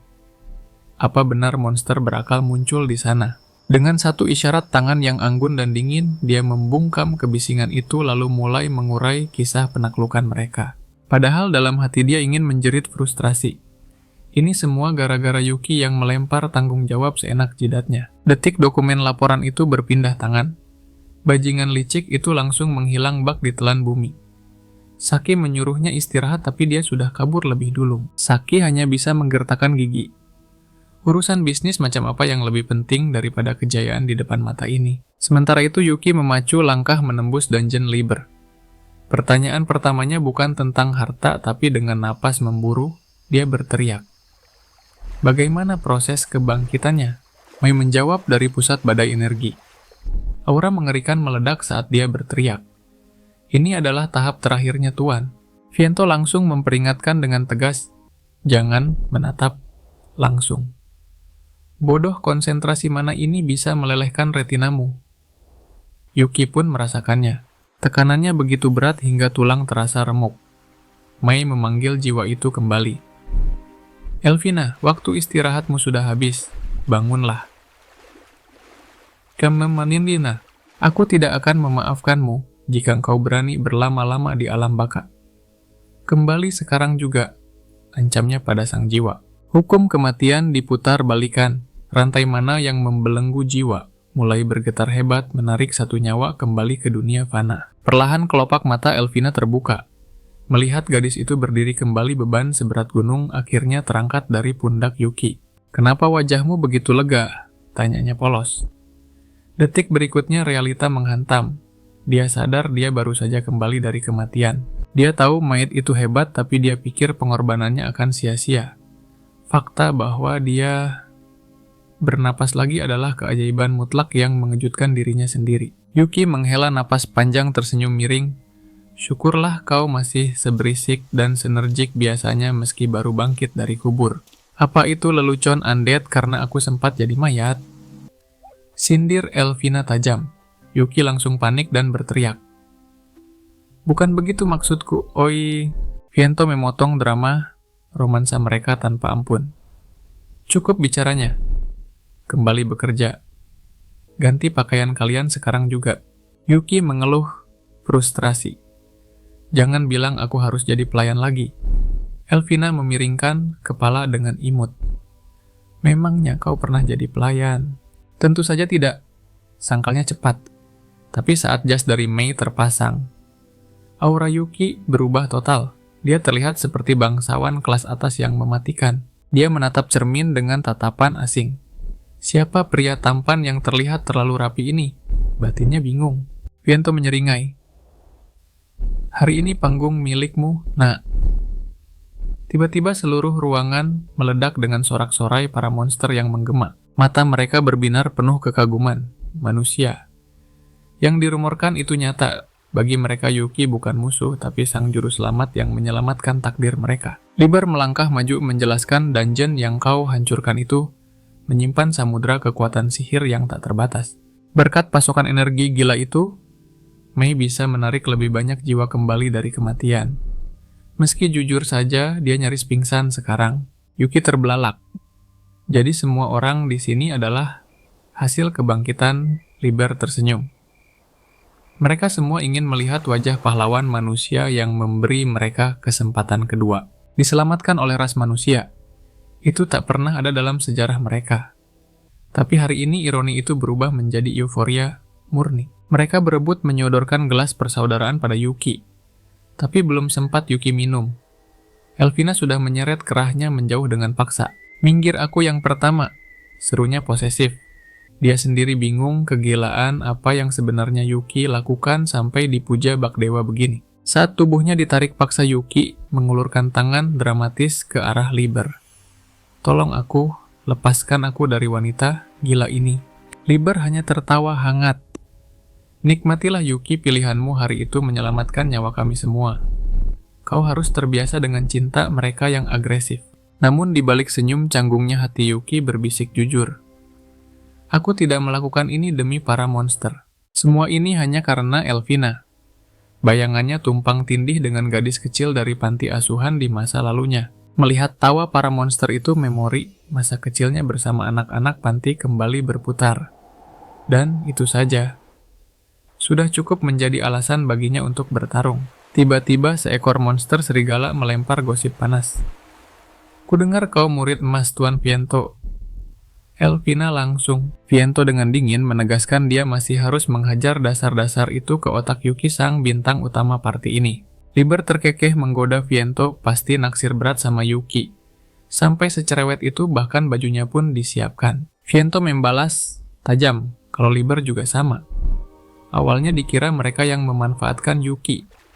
Nyatanya Yuki lah yang memanfaatkan mereka dengan hasil di luar nalar. Liber menatap Yuki dengan sorot mata yang penuh rasa geli. Dia yakin Yuki adalah kunci mutlak untuk menguasai dunia. Sementara itu Saki malah minta reporter mengulang pertanyaannya. Pria berambut perak dengan kacamata hitam menerobos masuk, aura dominasinya meledak saat dia menuntut, "Bawa bajingan itu ke hadapanku sekarang juga." Targetnya bukan orang biasa, tapi sang penakluk sejati. Dia tahu ada monster mematikan yang disembunyikan dan dia menginginkan Yuki menjadi miliknya seorang. Tahan dulu, mari kita putar waktu sedikit di gang sempit yang gelap. Seorang pria sedang diintimidasi habis-habisan. Di dekatnya ponsel yang jatuh menyiarkan berita kekacauan yang mencekam. Pria itu Gaido berteriak panik. "Sumpah gue nggak tahu apa-apa." Wajahnya pucat pasti ketakutan seolah melihat hantu. Dengan wajah babak belur, dia meraung kalau sakilah biang keladinya. Si pria berkacamata hitam cuma berdecak kesal di bawah langit malam. Cih, buang waktu. Jalan buntu lagi. Dia mengeluh kasar muak melihat sampah rang rendah yang bertebaran di mana-mana. Bikin sakit mata aja. Tiba-tiba nama keramat itu meluncur dari mulut Gaido. Yuki. Si kacamata hitam seketika mematung. Bingo. Dia teringat poster buronan Yuki Gaido, pikir nyawanya selamat karena merasa sudah tidak ada urusan lagi. Dasar naif. Bagi predator ini mulut ember itu berbahaya. Salahkan mulutmu sendiri. Bisiknya dingin sambil mengaktifkan skill mematikan. Gaido pun tamat seketika. Keesokan harinya Yuki berjalan membelah kota membawa bunga. Akhirnya dia bisa merasakan jadi manusia normal lagi setelah sekian lama. Hari ini dia libur total. Tidak ada latihan neraka, tidak ada raid dungeon. Otaknya butuh istirahat dari kegilaan itu semua. Karena hari ini adalah hari sakral. Hari di mana takdir mempertemukan mereka semua. Langkahnya berhenti di Monumen Agung Saksi Bisu Tragedi, Great Collapse, bertahun-tahun lalu. Penghormatan terakhir bagi jiwa-jiwa yang gugur dalam bencana itu. Dia punya segudang cerita untuk mereka. Tentang jadi petualang menaklukkan dungeon sampai ilmu pedang barunya. Sesi curhat dimulai, tapi tunggu radar bahayanya menyala. Seorang pria berhoodie merah duduk santai di tengah jalan memblokir jalannya. Awalnya dikira sakit tapi salah besar aura ini. Dia si pria kacamata hitam yang sudah lama mengincarnya. Bagaikan serigala lapar. Namanya Zapper petualang rank A, yang selevel dengannya. Kita pernah ketemu nggak sih? Tanya Yuki dengan wajah polos. Ini pertemuan perdana kita. Jawab Zapper sambil tersenyum licik. Dia datang untuk merekrut Yuki, kaget dan merendah. Hah, gue cuma rank E ampas bang, nggak level. Zapper langsung skakmat. Nggak usah acting. Gue tahu lo dalang di balik raid palsu itu. Rahasia Yuki terancam terbongkar. Darah Yuki serasa beku. Kok dia bisa tahu? Kalau kekuatan monsternya ketahuan, tamatlah riwayat hidup damainya. Yuki mencoba ngeles. Itu kerjaan Saki gue cuma tukang evakuasi doang. Tapi mata elang Zapper tidak bisa dibohongi. Bohong lo yang bantai bosnya kan? Tembak Zapper. Saat si White Flash sibuk sama kroco Yuki yang solo kill boss rank Agila. Alarm bahaya berbunyi di kepala Yuki. Orang ini tahu terlalu banyak. Ngaco, gue cuma ngumpet dan kabur, elaknya mati-matian. Zapper bingung kenapa Yuki sedesperat itu menutupi kekuatannya. Dengerin gue dulu bocah. Bentaknya dengan nada memaksa. Dungeon itu bukan tempat main-main pasukan banyak percuma kalau senjata sampah. Lo butuh barang dewa buat cari duit. Senjata kelas, atas. Yuki melongo dengan tampang bingung. Maksud lo, gue senjatanya... Zapper menjelaskan realita pahit. Sekuat apapun skill lo main solo itu ada batasnya. Tapi kalau party beda cerita bro. Jatah lo emang mengecil tapi ladang duit lo bakal meledak. Gabung sama gue, kita jadi sultan bareng. Tawaran yang sangat menggiurkan. Yuki tersenyum tipis. Makasih tawarannya tapi sorry. Tujuan gue bukan duit. Penolakan mentah-mentah. Zapper menghela napas. Oke, gue emang payah kalau ngomong halus. Aura membunuh meledak. Kalau gitu kita tes otot aja sekarang. Boom, Yuki shock berat saat Zapper melepas Firehammer. Bunga ziarahnya hangus jadi abu dalam sekejap mata. Kurang ajar. Gila sihir di tengah kota. Tapi Zapper makin nafsu saat melihat Yuki berhasil menghindar. Gerakan lo manis juga. Woi berhenti gila. Teriak Yuki. Ini tempat peristirahatan orang mati punya sopan santun dikit napa. Pakai sihir di permukaan itu ilegal. Tapi bagi Zapper menolak tawarannya adalah dosa yang jauh lebih besar. Stonebind tubuh Yuki seketika kaku skillnya terkunci total. Dia tidak bisa gerak. Lawan monster lo jago, tapi lawan manusia lo nol besar. Ejek Zapper. Yuki mau mantra, tapi mulutnya langsung dibungkam tangan kekar Zapper. Iceband mulut Yuki beku seketika Zapper sadar satu hal. Bocah ini beda spesies dengannya. Yuki adalah spesialis pembantai monster murni. Justru itu yang bikin Zapper makin tergila-gila ingin memilikinya. Brook Yuki dihempaskan ke tanah tanpa ampun. Gue bakal hantui setiap raid lo. Gue bakal bikin lo menderita kayak gini terus-terusan. Mau ngadu ke guild, panggil rank. Silakan, gue ini skill killer.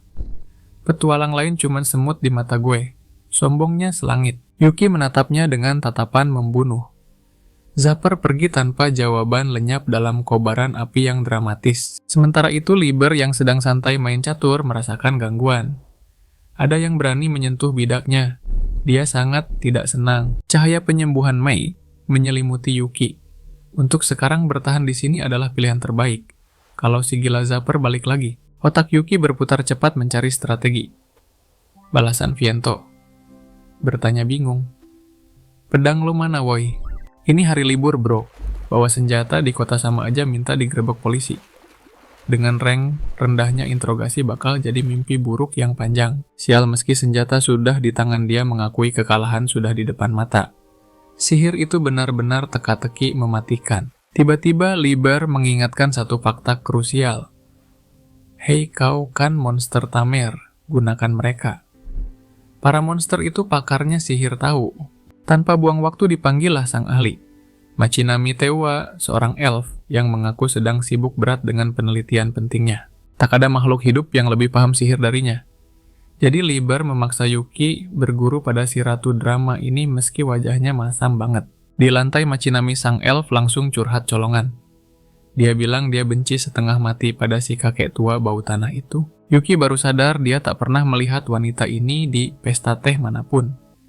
Dan ternyata itu topik sensitif yang bikin dia emosi. Katanya, siapa sudi datang ke pesta si kelelawar antik itu? Dia selalu cerewet soal awet muda. Padahal aku masih awal 30-an. Yuki bertanya dengan sangat hati-hati. Ternyata 30-an yang dimaksud itu dalam skala ribuan tahun, sobat. Skala yang bikin pusing, dengan entengnya dia mengaku umurnya baru 1499 tahun. Masih gadis kan? Tiba-tiba senyum licik merekah di wajah cantiknya. Sebuah ide jahat muncul di kepalanya. Kalau dia berhasil bikin murid Viento jadi monster overpower, si kakek tua itu pasti bakal kebakaran jenggot karena benci. Lalu murid imut ini bakal lengket padaku, bikin Viento iri dengki dan drama cinta terlarang. Guru murid pun mekar. Halu tingkat dewa dimulai. Yuki langsung memotong khayalannya. Aku cuma mau belajar sihir, Nek. Tapi itu sudah cukup menarik buat dia setuju. Demi simulasi sihir, dia menyeret Yuki ke perpustakaan. Dan wow, ukurannya bikin rahang Yuki jatuh ke lantai karena syok. Semua ini buku sihir? Tanya Yuki polos. Itu belum setengahnya, bodoh. Lantai tempat kita pijak ini terbuat dari buku, jawabnya sombong. Melihat wajah bingung Yuki, sang elf sadar satu hal. Bocah ini buta total soal esensi sihir yang sebenarnya. Sambil menggoda, dia memanggil. Murid nomor 1. Jawab pertanyaan gurumu ini. Apakah tebakanku benar? Apa bedanya sihir dan skill? Yuki diam 1000 bahasa. Jadi sang guru menjawab sendiri. Skill itu kemampuan individu, sedangkan sihir itu kemampuan universal. Yuki melongo, otaknya masih loading mencerna kata-kata itu. Dia menjelaskan dengan gaya dosen killer. Skill ada 3 jenis. Pertama, skill yang didapat dari profesi atau jobmu. Kedua, bakat alami yang dibawa ras masing-masing. Dan terakhir, puncak teknik yang dikuasai secara sempurna. Semuanya itu curang unik. Sesuatu yang hanya bisa lahir dari tubuh, teknik, dan bakatmu sendiri. Makanya skill tak bisa ditiru. Walau terlihat sama persis, intinya pasti beda di dalam. Dia menunjuk dada Yuki, mencoba memancing ingatannya bahwa bocah itu sudah merasakannya sendiri secara langsung. Teringat jurus Blood Petal Blade, Yuki langsung paham. Berarti sihir adalah kebalikannya. Harus sama persis. Senyum manis yang mematikan merekah di wajah sang elf. Bingo, kau pintar juga. Siapapun penggunanya. Jika mana sama dan mantra sama, hasilnya pasti 100% identik. Hukum universal yang mutlak itulah sihir. Darah Yuki mulai mendidih karena antusias. Lalu pertanyaan kedua muncul. Kenapa banyak orang tak pakai sihir? Yuki menebak. Pasti boros mana atau syaratnya ribet kan? Salah besar, jawabannya simple. Karena sihir itu susah. Minta ampun. Karena kontrol mananya. Tanya Yuki. Dia menggeleng tegas. Bukan, bahkan merapal manteranya saja rasanya seperti neraka. Sihir asli butuh mantera sepanjang novel meski cuma mantra dasar. Yuki kaget, dia tak pernah lihat orang ngoceh sepanjang itu. Biasanya cuma teriak call fire kan? Nah, masuk ke pertanyaan ketiga. Tahu tidak kenapa bisa begitu? Yuki berpikir keras lalu menebak. Pasti mereka pakai alat bantu curang ya. Tepat sekali tongkat sihir menggantikan teks lingkaran sihir diukir sebagai jalan pintas mantra. Ada yang diucap dalam hati, ada yang dipangkas. Yuki sadar sihir itu ternyata bisa dimodifikasi sesuka hati. Itulah seninya. Semakin paham, semakin jago kau menipu sistem. Lalu dia berseru, "Call Firehammer."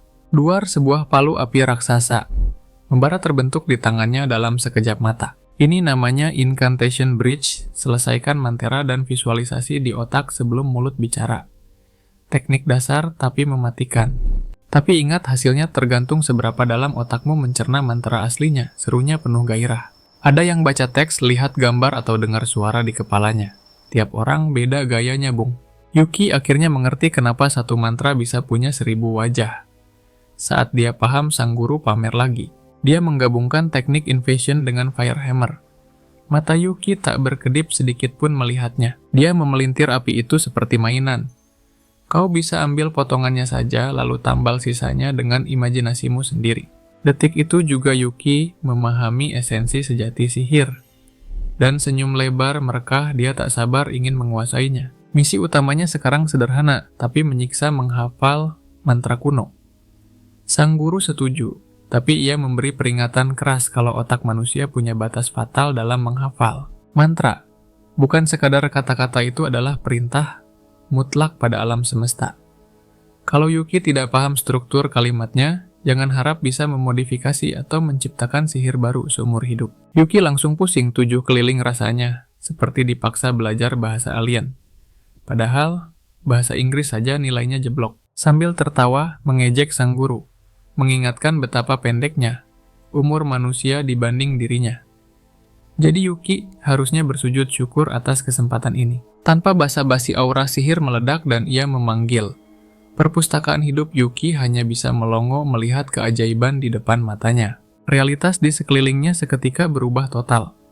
Ternyata sihir gila ini memungkinkan pembaca untuk masuk dan mengalami sendiri isi buku itu secara nyata. Dalam sekejap mereka sudah berdiri di dunia. Sihir Api. Edisi Slime pun paham, sebuah buku panduan yang ditulis langsung oleh tangan sang guru. Aturannya simpel tapi brutal.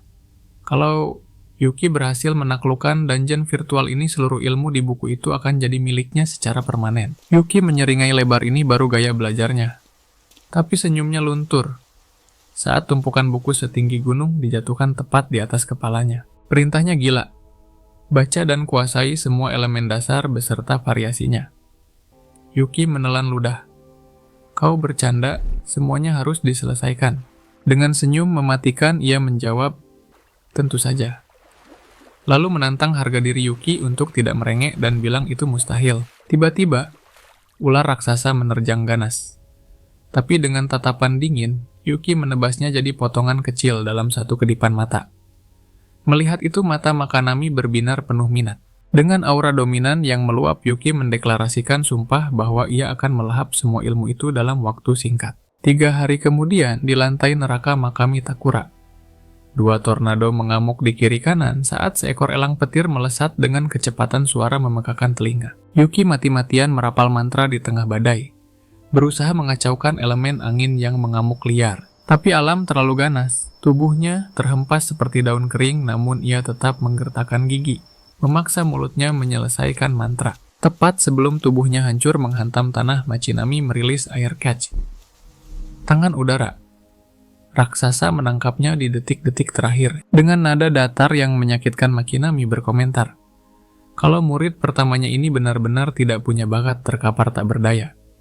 Yuki akhirnya sadar kenapa petualang tidak pernah merapal mantra saat duel. Di pertarungan nyata yang mempertaruhkan nyawa celah sekecil itu sama saja dengan bunuh diri. Sang guru menjelaskan rahasia besar sihir bukan untuk bertarung tapi untuk menipu dunia. Dan menulis ulang realitas sesuai kehendak penggunanya. Napas Yuki memburu saat menyebutkan daftar elemen api, tanah, air, es, dan petir. Harusnya setiap mantra itu dahsyat. Ia melepaskan panah batu, tapi projektil itu melayang lemah dan jatuh menyedihkan seperti kerikil. Matanya terbelalak tak percaya ini konyol. Ternyata teknik pemangkasan mantra membuat kekuatan sihirnya anjlok drastis. Benar kata Makami, begitu langkah-langkah, diloncati perbedaan bakat jadi terlihat menyakitkan. Mantra adalah perintah suci untuk memanipulasi mana. Saat ada bagian yang hilang perintah itu jadi ambigu dan lemah, disinilah kelemahan terbesar Yuki terbongkar habis-habisan. Imajinasinya tumpul. Tidak peduli elemen apa, begitu ia memotong mantra. Output kekuatannya nyaris nol besar. Tapi kalau ia memaksakan mantra panjang demi kekuatan, ia tidak akan pernah bisa menandingi kecepatan monster seperti Zapper. Ia akan mati sebelum sempat bereaksi. Sementara Zapper bisa dengan santai membalas menggunakan elemen yang berlawanan dan menghancurkannya. Sang guru menegaskan dengan dingin, inilah tembok raksasa yang akan terus menghalangi jalan Yuki. Tanah takkan bisa menembus angin. Meski belum belajar, semua sang guru masih memberi setitik harapan palsu. Mungkin elemen berikutnya angin adalah takdirmu. Ucapnya sambil membuat tangan udara itu melempar Yuki menjauh. Yuki kembali berlatih dengan sisa harapan berdoa, semoga ada satu elemen yang cocok. Tapi hatinya bertanya-tanya, apakah monster sekelas Zapper punya kelemahan elemen? Sementara itu jauh di pegunungan, Zapper terkejut bukan main saat mendengar kabar Yuki nekat masuk ke dungeon tingkat es. Bawahan Zapper melapor dengan gemetar. Mereka sudah mencari kemana-mana dan jejak Yuki mengarah lurus ke gerbang maut itu. Zapper ingat betul tempat itu dungeon terkutuk yang pernah memukul mundur 2 party tingkat es sekaligus. Ia tertawa geli, tempat itu bahkan tak bisa didekati petualang biasa. Para bawahannya bertanya, bingung apa perintah Anda Tuan? Dengan tatapan predator, Zapper menjawab enteng, kita masuk juga. Bawahannya langsung pucat pasi dan menolak keras. Monster di sana belum bersih, itu bunuh diri. Teriak mereka panik. Zapper setuju, memang berbahaya. Tiba-tiba langit menjadi gelap. Mulut raksasa penuh gigi silet muncul di atas kepala mereka, membuat manusia di bawahnya terlihat seperti semut. Jantung mereka seakan berhenti. Cacing raksasa legendaris muncul dan meluncur turun siap menelan Zapper bulat-bulat. Tapi Zapper bahkan tak berkedip. Water Lance Ice Touch, Stone Spear Lightning Arrow Storm, Axe Fire Hammer. Kiamat elemen meledak sekaligus menghantam monster itu. Ledakan darah di mana-mana. Aku membunuh terlalu banyak lagi. Gumamnya kecewa karena material monsternya pasti hancur lebur. Bawahannya membatu dalam teror menyaksikan Zapper merapal mantra lintas elemen secepat kilat. Tak peduli berapa kali dilihat, pemandangan ini tidak masuk akal. Inilah kekuatan absolut penyihir tingkat atas rank A. Zapper menyeringai dingin membuktikan bahwa bagi yang lemah dungeon tingkat S memang tempat pemakaman. Inilah alasan kenapa mereka harus mengejar. Sebelum Yuki masuk terlalu dalam ke abyss yang tak terjangkau, pria itu menunjuk kehancuran mengerikan akibat ulah monster. Nyawa party member melayang satu persatu. Tapi bagi Zapper, rank B hanyalah sampah yang bisa diganti. Kapan saja stoknya tak terbatas. Bawahannya memprotes kekejaman itu. Padahal si penyihir hebat ini bisa saja menyelamatkan mereka dengan jentikan jari sihirnya. Tapi Zapper menolak mentah-mentah. Mana miliknya terlalu berharga, haram hukumnya disia-siakan untuk kroco lemah seperti mereka. Dengan angkuh dia menghentakkan kaki ke tanah. Energinya hanya akan dia gunakan untuk satu tujuan agung, menangkap sang istimewa, Yuki. Sementara itu Machinami memanggil murid nomor 1 dengan wajah bosan. Lihatlah, Yuki terkapar di tanah seperti mayat hidup yang kehilangan jiwanya. Kata-kata pedas langsung meluncur tanpa filter. Kau benar-benar tidak punya bakat sedikit pun untuk jadi spesial. Yuki mengira sihir itu universal, milik semua orang, tapi kenyataannya pahit. Dia bahkan gagal total melakukan satu pun incantation bridge. Ini rekor baru, kegagalan paling menyedihkan yang pernah. Machinami lihat bahkan dengan bantuan canting bakatnya bahkan lebih rendah dari serangga tanah. Meski otaknya penuh teori, Yuki tak menyangka bakat sihirnya seburuk ini. Benar-benar nol besar yang mengecewakan. Hanya kerja keras sisa harapannya sekarang. Machinami memperingatkan dengan tajam. Jangan berlagak paham soal sihir di depanku. Yuki mencoba membuka mulut untuk membela diri. Tapi gurunya langsung memotong dengan kebenaran yang menghantam mental. Latihan sesungguhnya bahkan belum dimulai. Pemanasan pun belum. Dengan ceria dia berseru. Sihir ada agar siapapun bisa menulis ulang dunia semau mereka. Untuk menghancurkan ketidakadilan, melenyapkan rasa tidak puas, bahkan memutarbalikkan akal sehat itu sendiri. Karena itulah kata menyerah atau kompromi. Haram hukumnya di sini, Yuki bingung setengah mati. Lalu aku harus bagaimana? Jawabannya simpel. Dia sudah melihat buktinya saat melawan Pak Tua itu. Yuki hanya perlu menciptakan sihir orisinal yang benar-benar baru yang hanya bisa digunakan olehnya. Makinami menyeringai lebar. Teori gila itu harus Yuki terapkan langsung ke dalam inti sihirnya sekarang juga. Ilmu yang dia serap sebenarnya sudah setara guru pemula. Yuki tertegun, sebuah ide gila mulai menyala di dalam kepalanya. Persetan dengan mantra kuno. Jika dia payah dalam mantra, orang lain dia hanya perlu menciptakan satu mantra yang dia kuasai mutlak, itulah maksud Machinami. Lupakan rapalan panjang yang membosankan. Dia akan memanipulasi mana langsung lewat emosi untuk membentuk realita baru, tambahkan mantra nanti jika perlu. Dalam dunia sihir tempur, praktek adalah segalanya. Teori tanpa aksi hanyalah omong kosong. Mulai detik ini kau berlatih langsung di bawah tanganku. Tiba-tiba leher Machinami patah, menoleh ke samping, ada yang tidak beres. Aqua Vision aktif mata. Batinnya melihat lantai 1 dungeon di sana. Zapper sedang mengamuk melepaskan gelombang api yang membara. Zapper memburu Yuki seperti anjing gila. Dia mengaktifkan Wind Surge untuk memperluas jangkauan Machinami. Memperlihatkan teror itu lewat bola air melayang. Yuki terbelalak kaget. Zapper sudah sampai di sini. Dia benar-benar mengikuti jejaknya. Tapi bagi Machinami ini adalah panggung ujian yang sempurna. Perintah mutlak turun. Dia ingin Yuki menghabisi monster itu sendirian. Hanya gunakan sihir dilarang keras memanggil bantuan Saman. Tanpa aba-aba Shrine Drive diaktifkan mantra legendaris yang sama yang melempar Yuki dan timnya masuk ke neraka ini pertama kali. Sekarang Yuki paham sepenuhnya. Cahaya itu bukan sekadar kilatan tapi sihir teleportasi tingkat dewa. Apakah Libert memilih lantai ini karena Machinami bisa mengendalikannya? Dalam sekejap mata, Zapper dipindahkan paksa ke area yang sama. Mata mereka bertemu, Zapper langsung berasumsi liar. Kau menyembunyikan kekuatan aslimu, ya bocah. Jawab aku sekarang. Serangan dadakan Aqua Javelin melesat mengincar nyawa. Yuki menghindar tipis dan mencabut pedangnya dalam satu gerakan kilat. Zapper menyeringai licik. Tak perlu alasan. Wajah marahmu itu sudah menceritakan segalanya padaku. Stone Jail mencuat dari tanah mencoba mengurung, tapi tebasan Yuki membelah batu itu seperti mentega. Zapper terkesan. Boleh juga bakat pedangmu. Mental bajanya teruji. Yuki tak berkedip sedikit pun. Tapi Zapper tak main bersih mantra. Licik Mudbint langsung dilancarkan. Yuki terbelalak, penggabungan elemen air dan tanah tanpa proses.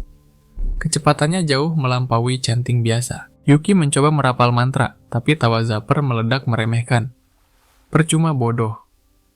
Usahamu sia-sia, aku jauh lebih cepat darimu. Windhammer menghantam, telak, boom. Yuki terpental menerima serangan. Dia sadar skill sihirnya masih level bayi dibanding monster ini. Adu mantra adalah bunuh diri. Yuki sadar dia takkan menang. Satu-satunya jalan adalah menciptakan sihir baru detik ini juga. Tatapan Yuki berubah tajam. Zapper bisa merasakan rencana licik di mata bocah itu.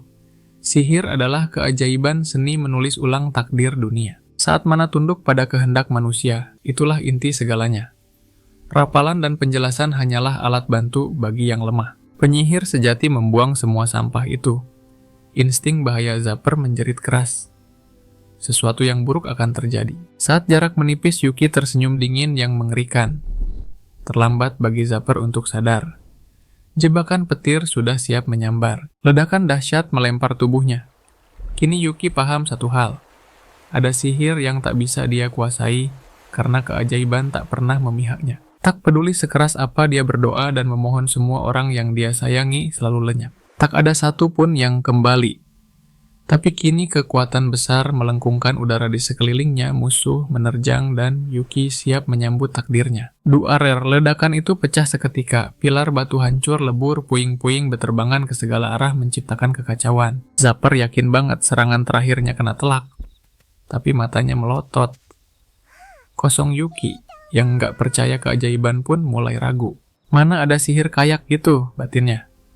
Dia sendiri ngaku kalau otaknya benar-benar buntu soal konsep magic ini. Tiba-tiba suara Makami menggema. Yuki celingukan bingung. Suara lu dari mana, woi? Makami jawab santai, ini sihir bego. Sihir gue dong. Saat Yuki ngeluh, susah Makami malah nyeramahin. Katanya secara teori pengetahuan Yuki itu udah setara penyihir kelas 1. Artinya dia bisa mengubah realitas sesuka hati. Masalahnya cuma satu. Yuki nggak tahu mau bikin sihir model apa. Makami bocorin rahasianya. Pas gue pakai sihir, gue cuma mikir simple. Asik kali ya kalau ada sihir ginian. Kuncinya tumpahin emosi lu langsung ke dalam mana, dan Makami tahu satu-satunya emosi Yuki terhadap sihir adalah kemarahan murni. Detik dia nerima fakta itu, boom, pilar tempat dia sembunyi langsung meledak berkeping-keping. Medan perang jadi neraka. Di dunia yang nggak adil ini makin lu murka, makin dewa kekuatan lu. Zapper nemuin dia lagi. Tapi Yuki nggak kabur. Dia maju nantang maut tangan terulur. Siap ngeluarin sihir tanpa mantra. Zapper nggak mau kalah gaya. Dia panggil badai api raksasa pede mampus. Kalau nggak ada sihir yang bisa ngalahin powernya. Lidah api mulai ngejilat lengan Yuki. Zapper nyeringai, mati lu. Tapi tiba-tiba, Yuki buka mulut. Yuki nunjukin jalan yang haram bagi gurunya. Nggak ada di buku pelajaran, tapi bagi Makami, ini sihir paling indah yang pernah dia lihat. Void Shield terbentuk. Yuki mau ngajarin Zapper definisi horor baru. Sihir yang menolak eksistensi sihir itu sendiri. Inilah sihirnya perisai ketiadaan yang ngebatalin segalanya. Dia bersumpah Zapper nggak bakal bisa nge-cast satu mantra pun. Nggak akan dikasih napas. Zapper panik setengah mati. Kenapa mantranya mendadak hilang padahal tadi masih respon? Rasanya kayak dunia membuang dia gitu aja. Niat ngerekrut Yuki bodoh amat, lupakan sampah itu. Pikiran itu musnah. Sekarang Zapper cuma mau satu hal. Bunuh Yuki di sini. Tombak petir langsung dilempar sekuat tenaga. Yuki menangkisnya enteng, disusul Aqua Whip yang ngehantam keras ke erak perisai. Void mulai retak. Gawat pertahanan Yuki udah di limitnya. Tapi Zapper nyadar sesuatu yang ganjil. Sesuatu yang bikin bulu kuduk merinding. Perisai itu nggak cuma nahan satu elemen. Dia mematikan semua atribut sekaligus. Gila nggak tuh? Sensasi mengerikan menjalar. Seolah-olah kehendak untuk mengendalikan. Mana ditolak mentah-mentah oleh alam semesta. Dari sapu terbangnya Makami nyengir puas. Dia tahu, Zapper yang jenius itu udah mulai paham situasinya. Dia akuin Zapper emang jago. Sihir orisinal itu maksa mana buat ngubah dunia, sesuai kehendak kita. Tapi Void itu kebalikannya. Lewat mana dalam tubuh dia merintahin, mana di luar sana buat diam dan gak berubah. Kalau harus dikasih nama, inilah atribut Void sihir yang lahir murni dari kebencian sang murid nomor 1 terhadap sihir itu sendiri. Zapper mikir cepet. Kalau kualitas kalah dia bakal menang pakai kuantitas. Dia mau ngebrutalin pertahanan Yuki pakai banjir serangan. Dia nekat ngelepasin beberapa elemen sekaligus serangan membabi buta menghujani arena. Yuki sadar kalau cuman bertahan dia bakal mampus. Jadi dia gabungin shieldnya jadi senjata Void Saber. Dia tebas lurus ke depan Zapper melongo. Yuki membedah serangannya dan cuman ngehancurin bagian yang mematikan. Efisiensi gila-gilaan, mana irit banget Makami bangga setengah mati. Biarpun Yuki cuma punya satu trik, pemahamannya udah tingkat dewa. Meski Makami benci gaya pedang si kakek tua itu, dengan skill ini leher Zapper udah di depan mata. Zapper panik bikin tembok es dan angin. Tapi Yuki cuma kibas tangan dan tembok anginnya lenyap kayak kentut. Tembok es ditebas hancur. Zapper skakmat, sihirnya tumpul, serangan fisiknya mental kena pedang itu. Dia manggil Fire Wave. Tapi percuma Yuki, refleks ngangkat Void Shield-nya lagi kling. Keringat dingin ngucur, Zapper sadar mananya bakal abis duluan. Otaknya ngebul mikir mantra apa yang bisa nembus monster ini. Dapat celah Yuki langsung ngeluarin jurus andalan versinya sendiri. Blood Petal Blade. Mata Zapper mau copot. Dia tahu pertahanannya bakal jebol kayak kertas. Yuki makin ganas neken serangan. Zapper nekat bertahan dan nge-cast sihir angin Air Hammer. Yuki sempet bengong kena hentakannya. Gila. Dia nyerang diri sendiri cuma buat ngehindar. Terpaksa Zapper kabur tapi dia ninggalin ancaman. Hoki lu hari ini tapi nggak ada ampun buat besok. Gue bakal cari cara hancurin sihir lu. Teriaknya sambil manggil Win-Wing dan cabut terbang ke langit. Yuki cengok lihat ketenangannya saat kabur. Yah, kalau Zapper nggak pinter kabur, dia nggak bakal hidup lama jadi petualang sih. Tapi Makami ngamuk di kupingnya. Goblok kok dilepas. Kalau si kakek tua tahu abis mereka diketawain. Kebayang muka songong si kakek Yuki cuma bisa ngeles. Tenang gue masih simpen kartu as buat kondisi darurat. Dengan tatapan tajam dia melihat segel di tangannya dan bertanya, apa itu bisa dilepas? Detik berikutnya cengkeramannya pada pedang menguat penuh tekad. Di sisi lain Zapper kabur, sambil ngomel-ngomel tentang betapa sial nasibnya. Dia sudah susun rencana balas dendam, tapi tiba-tiba instingnya menjerit bahaya. Mana dalam jumlah gila meledak, Yuki merapalkan mantra penuh aura mengerikan seketika membanjiri seluruh area. Zapper shock berat sampai tak percaya matanya sendiri. Mantra tingkat tinggi butuh waktu persiapan lama. Mustahil Yuki bisa menembakkannya secepat kilat, ini benar-benar di luar nalar. Tapi fakta bicara lain, gelombang, mana itu jelas datang dari arah Yuki panik setengah mati. Zapper langsung jaga jarak dan aktifkan Wind Boost untuk kabur. Nah kami cuma bisa melongo kebingungan. Apa rencana Yuki sebenarnya? Sampai nekat pakai sihir pemanggilan segala. Sosok Mei muncul bagai Dewi Kematian. Dia memanggil Mother of Chaos, tempat segala makhluk bermula dan berakhir. Rapalannya dimulai dengan tenang tapi mematikan. Yuki dan Makanami terpaku menyaksikan badai kekuatan dahsyat yang berputar gila-gilaan mengelilingi pelayan itu. Yuki nyengir licik. Ternyata dia sudah transfer ilmu ke Mei lewat telepati buat jaga-jaga. Kalau dia telat, pelayannya yang eksekusi sihir itu fleksibel bro. Asal mantra. Selesai, siapapun bisa jadi senjata mematikan. Mei menyelesaikan rapalan sambil nyindir santai. Tuan Yuki kasar banget sama pelayannya. Otak Yuki emang mental. Monster tamer sejati, suruh teman lakukan yang dia nggak bisa. Toh Mei itu undead stamina, dia nggak ada habisnya. Panah kegelapan meluncur Zapper panik bukan main. Dia tak punya pilihan selain menangkisnya. Holy Shield langsung diaktifkan. Tapi percuma, perisainya tembus di sisi kiri dan langsung retak. Retakannya menyebar cepat bagai wabah mematikan. Saat itulah dia sadar. Itu Void Arrow legendaris, sesuai janji Yuki, masa depan sihir. Zapper resmi tamat hari ini juga. Boom Zapper terpental dihantam gelombang energi ungu raksasa. Pusaran ganas itu menelan segalanya, memaksanya menjerit kesakitan yang luar biasa. Sambil dilahap energi, penghancur Zapper cuma bisa sumpah serapah ke arah Yuki. Mashinami menatap kagum. Kekuatan dan akurasinya benar-benar sempurna. Kau guru yang hebat Yuki, puji Mashinami. Yuki tersenyum tipis penuh arti.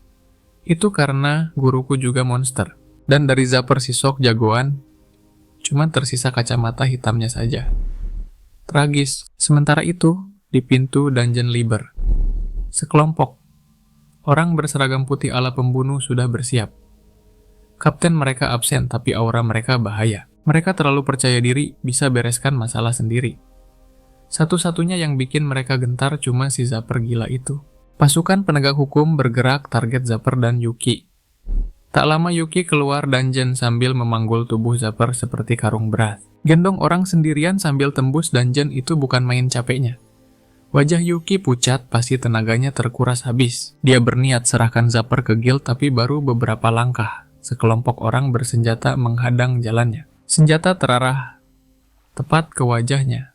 Tatapan mereka tajam, siap menyeret Yuki ke tahanan detik itu juga. Lihat seragam serba putih itu, Yuki langsung paham.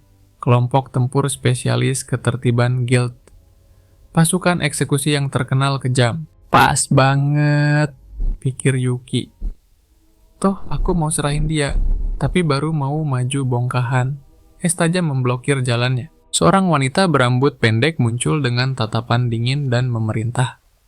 Berhenti di situ. Dia nahu penyihir rank B dari pasukan eksekusi Yuki. Bingung setengah mati. Woi, kenapa aku diperlakukan kayak kriminal juga?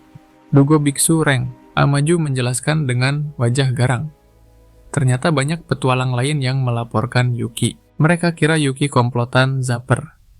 Demi ketertiban, pasukan eksekusi berniat menyeret kedua orang ini ke sel tahanan tanpa ampun. Aku ini korban. Teriak Yuki mencoba membela diri. Tiba-tiba, Duar Zapper mengaktifkan Fireburst. Pasukan eksekusi kaget dan mundur selangkah. Kobaran api itu sukses mengalihkan perhatian mereka sejenak. Refleks Yuki, kilat, void. Saber terbentuk untuk bertahan. Zapper tertawa gila. Makasih Yuki, berkat lu gue bangun di situasi paling asik. Dia langsung kabur secepat kilat, pasukan eksekusi tak tinggal diam, pengejaran brutal dimulai. Tombak es tebasan terbalik sampai kapak iblis Kvak melayang. Zapper menangkis semuanya dengan lapisan dinding es berlapis-lapis. Sialnya Yuki malah dihadang anggota lain. Situasi makin kacau balau dan tak terkendali. Yuki teriak frustrasi. Ini bukan waktunya ribut. Tapi Zapper yang terpojok malah melepas Thunderburst. Listrik menyambar semua orang di dekatnya. Mereka bertumbangan satu persatu. Kejamnya Zapper menendang satu anggota yang pingsan ke arah temannya yang masih sadar. Brook, pria itu kena hantam telak. Dia panik dan langsung pakai skill Unscathed Reward buat sembuhin temannya. Lengah sedikit hancur sudah, Zapper menyeringai licik. Jangan bergerak. Tangan kotornya langsung mencengkeram Nau sebagai sandera. Gua bukan Zapper yang dulu lagi. Ancamnya dengan mata melotot. Pahamilah perbedaan level kita sekarang. Gawat jarak terlalu jauh. Perisai Yuki nggak bakal sempat panah atau pedang juga mustahil membatalkan mantranya tepat waktu. Dugo mendecakkan lidah muak. Dasar pengecut, batinnya. Dia memutuskan untuk turun tangan sendiri membereskan kekacauan ini. Kalian dua kunci mata kalian ke Yuki, perintahnya. Yuki mati kutu, dia tak bisa menyerang membabi buta. Saat ada nyawa sandera di ujung tanduk, kalau mereka kompak, masih ada harapan. Tapi Zapper menyeringai iblis. Lebih gampang kalau ku bantai kalian semua sekarang juga. Melindungi orang lemah itu benar-benar merepotkan. Tapi melihat rumitnya lingkaran sihir yang terbentuk. Yuki sadar ini bukan sihir level kroco. Gawat, kalau dibiarkan meledak dia tidak akan sempat melindungi semua orang. Yuki berteriak agar mereka sembunyi di balik bayangannya. Namun tiba-tiba, seorang wanita berambut perak turun dari langit dengan aura yang begitu tenang. Dia mengaktifkan skill Eye of Fair Play, lalu menatap dingin ke arah musuh. Zapper, cuman segini sisa mana yang kau punya. Ilmu diam lainnya. Yuki langsung mengenalinya. Dia adalah Kapten Regu Eksekusi Petualang Rank S, yang dijuluki buku peraturan berjalan. Ena Ginki, sang Paladin Rank S. Dia melepas teknik Sparrow Dragon. Zapper langsung kena mental dan kehilangan kendali seketika. Teknik yang mengerikan. Hasil serangannya muncul duluan, bahkan sebelum pukulannya mendarat benar-benar curang. Dengan santai Ginki menceramahi Zapper karena buang-buang mana untuk menyerang. Zapper pucat pasti tak menyangka monster sekelas Ginki akan muncul. Panik setengah mati Zapper merapal Stonebind. Tapi Ginki malah menyuruh Yuki beraksi. Yuki kaget. Kok dia tahu aku bisa sihir? Tapi tak ada waktu mikir. Yuki memanggil Void Sabernya. Zapper buru-buru memasang barrier elemen berlapis-lapis. Hujan panah Ramitaki menutupi seluruh langit, tapi Ginki dengan insting tajamnya langsung sadar niat licik musuhnya. Dia mengincar seluruh anggota pasukannya. Ginki segera mengaktifkan Scatter Arrow Divert, skill gila yang bisa membelokkan target objek. Target panah itu ditukar ke arah Yuki. Tanpa ragu, Yuki mengangkat Void Shield untuk menahan badai serangan itu. Ginki sudah tahu Yuki pasti bisa menahannya, tapi dia makin penasaran dengan cowok ini. Dalam sekejap mata, dia sudah teleport ke belakang Zapper. Senjatanya diayunkan Great Neanata. Aktif, Zapper telak menghantam tanah tanpa ampun. Skakmat. Pasukan langsung meringkusnya. Ginki bergumam heran, mana Zapper jauh lebih sedikit dari perkiraan seorang rank S. Sepertinya dia baru saja habis perang besar. Ginki berterima kasih pada Yuki. Berkat bantuannya, situasi genting ini kelar secepat kilat. Yuki penasaran kok dia tahu soal sihirnya. Ternyata Eye of Fair Play bisa mengintip status orang lain secara ilegal. Kemampuan yang menakutkan, sangat mirip dengan Demon Eye of Truth milik Yuki sendiri. Pantas saja dia tahu segalanya, termasuk sisa mana Zapper dugo melapor kalau Zapper sudah diikat mati dan korban luka sudah dirawat. Lalu tatapannya beralih ke Yuki. Ginki menyatakan dengan lantang bahwa kecurigaan terhadap Yuki resmi dicabut. Dia bahkan dianggap pahlawan yang membantu penangkapan. Dugo pun mengakui kalau tuduhan sebelumnya hanyalah salah paham besar. Meski belum 100% jelas, Yuki takkan bisa minta maaf. Resmi, tapi setidaknya namanya dihapus dari daftar tahanan. Dugo berterima kasih atas kerjasamanya. Yuki sih santai saja, yang penting namanya bersih kembali dan bebas masalah. Yuki bahkan dengan percaya diri menawarkan bantuan untuk interogasi Zapper kalau mereka butuh. Eits, tunggu dulu, Dugo mengangkat satu masalah fatal. Yuki baru saja keluar dari dungeon rank S sendirian, Yuki langsung kicap tak bisa berkutik. Masuk dungeon itu butuh izin resmi guild, bro. Meski pernah masuk bareng party solo diving, itu pelanggaran berat. Ginki membela. Kalau skill Yuki mumpuni, tapi Dugo ngegas kalau itu cuma opini subjektif. Secara hitam di atas putih Yuki masih rank E. Tapi Ginki punya solusi gila untuk masalah ini. Yuki harus menaklukkan dungeon yang sedang mereka jaga ini, Dugo sendiri yang bakal jadi pengawasnya. Kalau Yuki lolos tes ini, dia bebas murni tanpa investigasi. Yuki ragu. Emang boleh dapat perlakuan spesial begini? Ginki menjawab dengan tatapan tajam. Bagi umat manusia, berhenti menaklukkan dungeon adalah dosa terbesar. Itulah mentalitas seorang kapten.